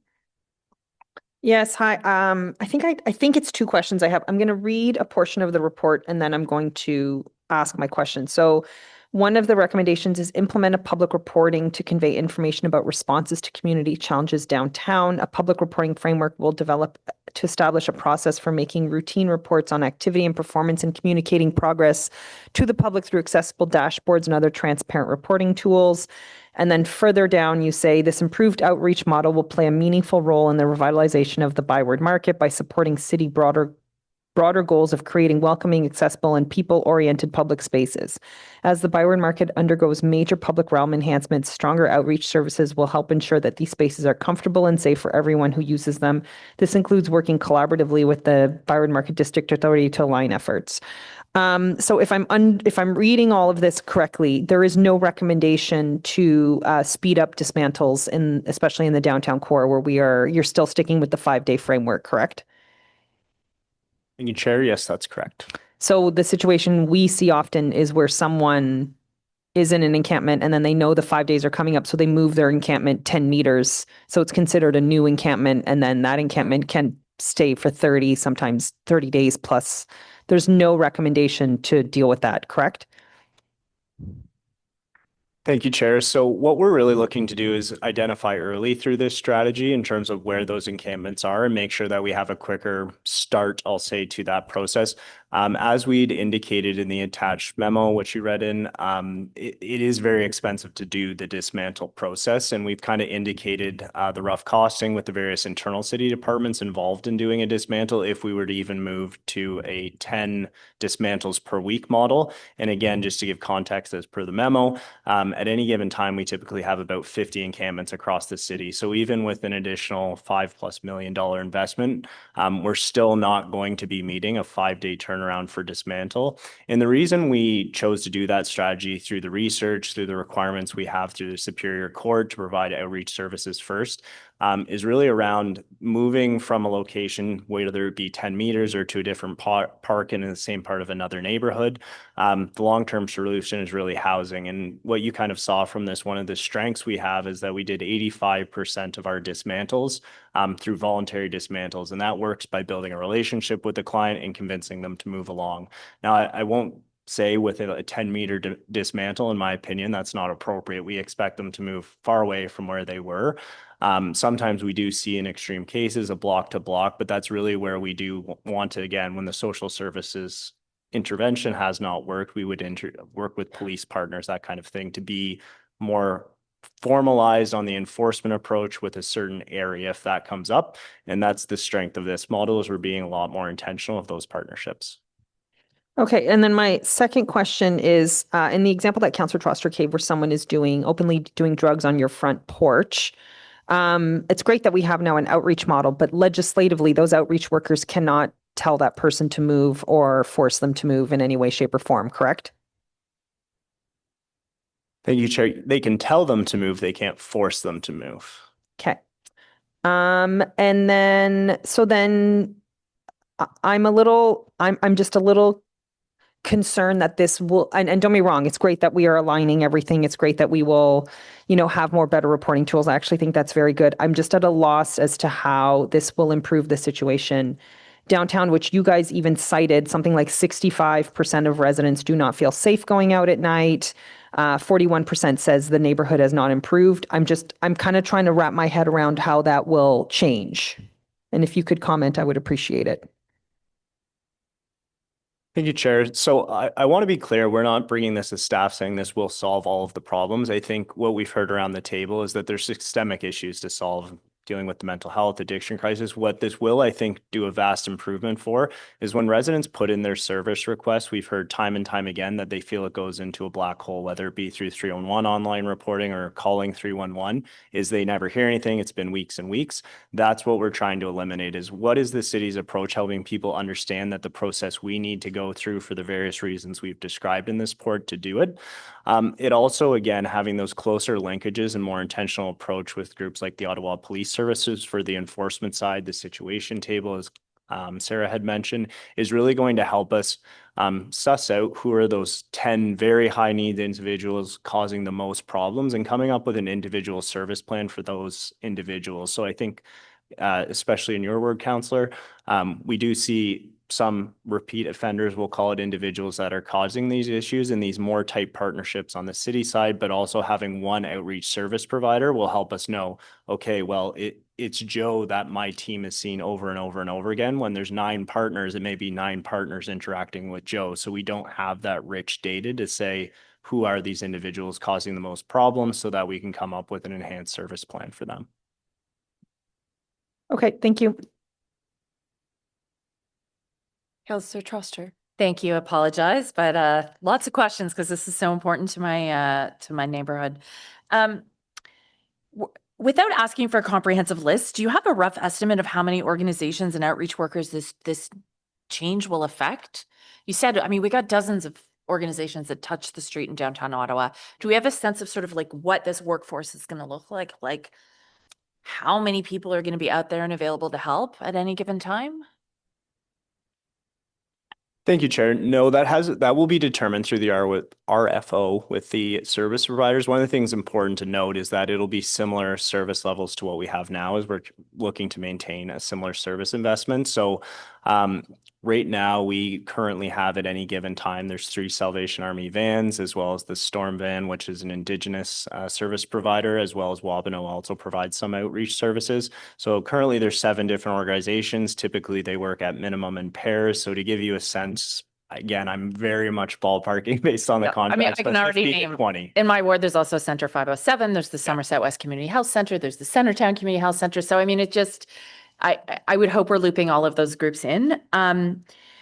Your data-based approach, will that lead to these outreach workers when they're not responding to a call, walking kind of a regular beat in the neighborhood in areas where we know there's a challenge? Like one of the major issues in my ward and probably in Councillor Plante's is school start and school end times, right? Like how do we keep school zones safe? How do we protect the neighborhood and make it okay for kids to walk home from school? Like, is there a potential based on the data and what we know and then what we start hearing to have these folks around certain areas at certain times of the day? Thank you, Chair. So yes, I think the big part of this data model is going to help is we're going to be able to identify hotspots. We're going to see where residents are reporting, what street corners, what times of day that these reports are coming in. And that's going to help us really know, like, where do they need to be walking around? I want to be clear that as an outreach worker, just because you're not dealing with a client, you're still going around looking for a client if you're not immediately dealing with one. But again, the data and reporting, and even this year, we moved to the 3-on-1 online reporting system that does geotag. So this is going to be a further enhancement to that to really start heat mapping of like, where do we need to focus most? And we intend this to be a data informed strategy, like as we move through, as we do those service plans with clients and communities around hotspot issues. That's great. So from the report, it says the governance of the coordinated outreach model will operate under a shared governance structure between the Community and Social Services Department and key components of the OPS's core initiatives. I've definitely had some residents and outreach workers flag concerns about that. So could you speak about what degree the OPS will be involved in the governance of this model? What legislative requirements are there? I mean, similar to Anchor, I'm assuming the first line response would not be police, correct? Thank you for the question, Chair. So as it relates to the governance, the shared governance or coordinated governance is really an opportunity to coordinate across institutions, sectors, groups that are working in this space to more effectively and efficiently align resources. So it would be similar to Anchor. We're not looking for a police response, but more collaboration between, for example, Ottawa Police and outreach to identify hotspots. When is outreach going through? When are police going through? To have more of that on the ground coordination. And then also to be aligning, as I mentioned, for example, with other tables such as the situation table of how clients and individuals are being brought forward, but also bringing that up to a higher level. So how strategically, or those who are doing the systems planning, reviewing hotspot data to understand how we're deploying resources across the city. So it isn't about the day-to-day enforcement or non-enforcement. It's really an attempt to align our systems to the most effective use of municipal resources across all of those institutions, and also really the right type of response. So what types of services, expertise are needed for individuals, and working collaboratively to get that sort of response to them. So this fictional Joe that we're talking about, right? Like if police are being called to him repeatedly, if outreach workers are, finding him in multiple different locations, encamping himself or using public drugs or using drugs in public, my assumption is that situation table would try to find a tailor-made solution. And if necessary, give him priority when it comes to supportive housing when it's available.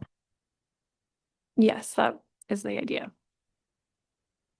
You just really one more question. I'm a little bit worried about the impact to existing programs and staff. I know, for example, at Somerset West, we recently funded their peer outreach program, which has been enormously successful in Chinatown.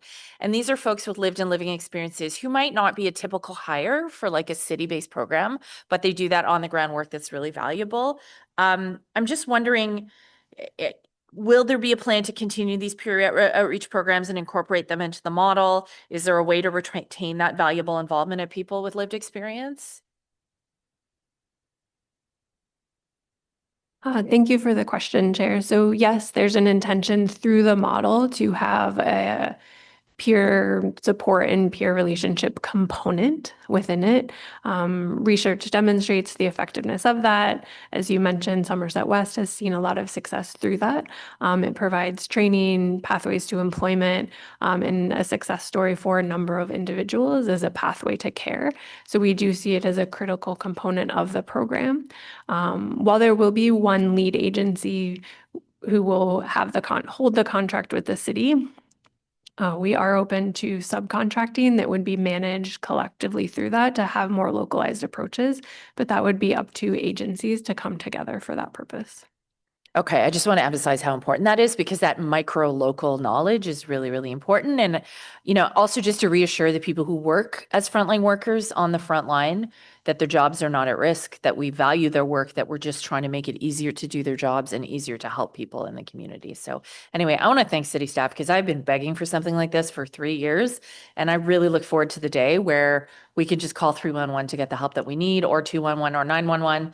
And I'll just say we'll have to do a lot of education in the community about who to call, but luckily it'll be 3 numbers and not 25 numbers. So thank you so much for all your work on this. Thank you, Councillor. Councillor King. Thank you, Chair, and I also appreciate the rationalization of the approach in terms of having a lead provider as enumerated under this report. But I'm just wondering, how will the city ensure that smaller community-based organizations with deep neighborhood roots but limited administrative capacity are not systematically disadvantaged by the RFO procurement process? Thank you for the question, Chair. One of the things we're looking to do with this RFO is it's not going to be city staff going into a closed room and developing. It's something we want to work with those community partners, similar to what I know Somerset West is a rather large organization, but there is an immense amount of groups out there doing really important work that we don't have the local knowledge for. So when we go to design this RFO, it will be done with that community facing approach of we are not the service delivery experts as a city, and we're really going to need their feedback to make sure that it's responsive to what's going to be effective in the community.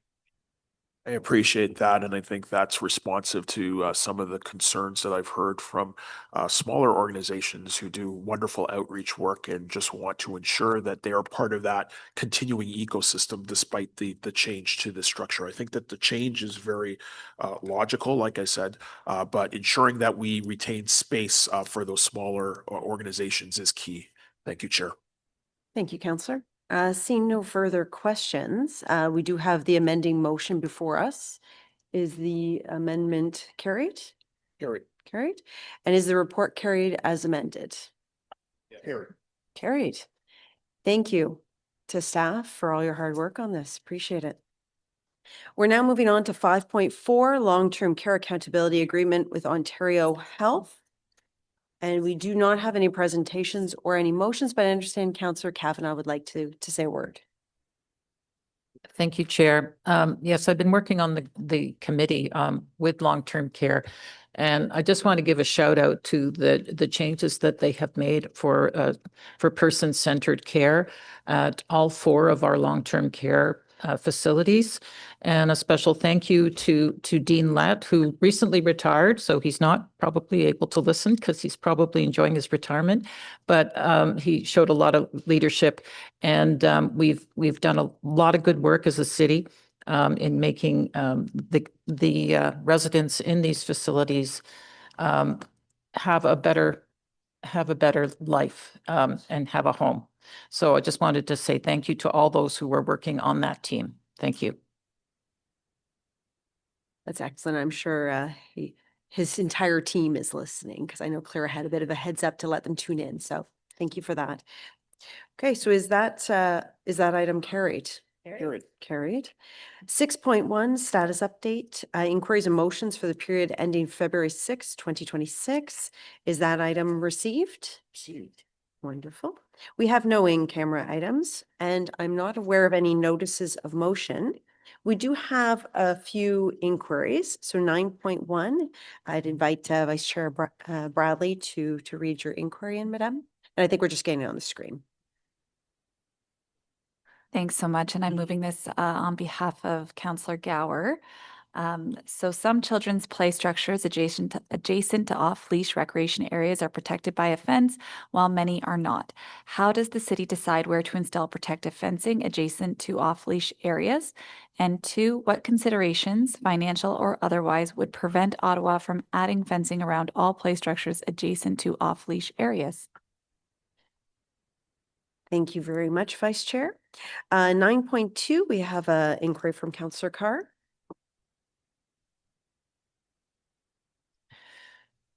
Okay, in light of the city's interest in purchasing the former hotel located at 377 O'Connor, which would be used as transitional housing for families, could staff please provide the following information? 1, how many families are presently in the City of Ottawa Family Shelter System, including both designated family shelter spaces and overflow spaces?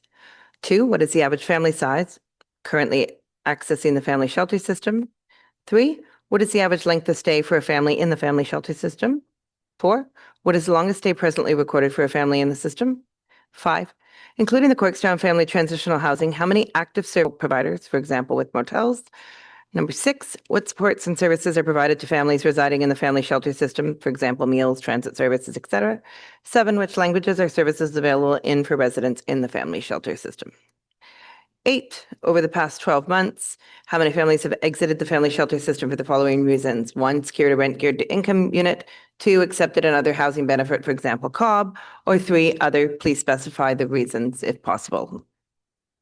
Thank you, Councillor Carr. The next inquiry is also yours, insurance for invasive species removal.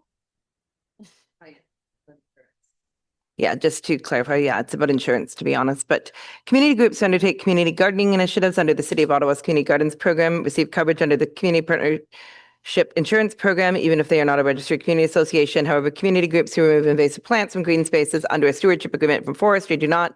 Both programs promote biodiversity, native plant gardening, and stewardship of city lands. Could city staff please report back on why one program is eligible and the other is not, and provide information on what would be necessary in order to have these groups removing invasive plants under a stewardship agreement be eligible? Thank you. Thank you very much, Councillor Carr. We have no other business. Our next meeting is the special joint meeting of the Planning and Housing Committee and the Community Services Committee. That's on Tuesday, March 24th. And then followed by that, we'll have our regular Community Services Committee meeting on Tuesday, April 28th. Are we adjourned? Sure. We're adjourned. Thank you, everyone.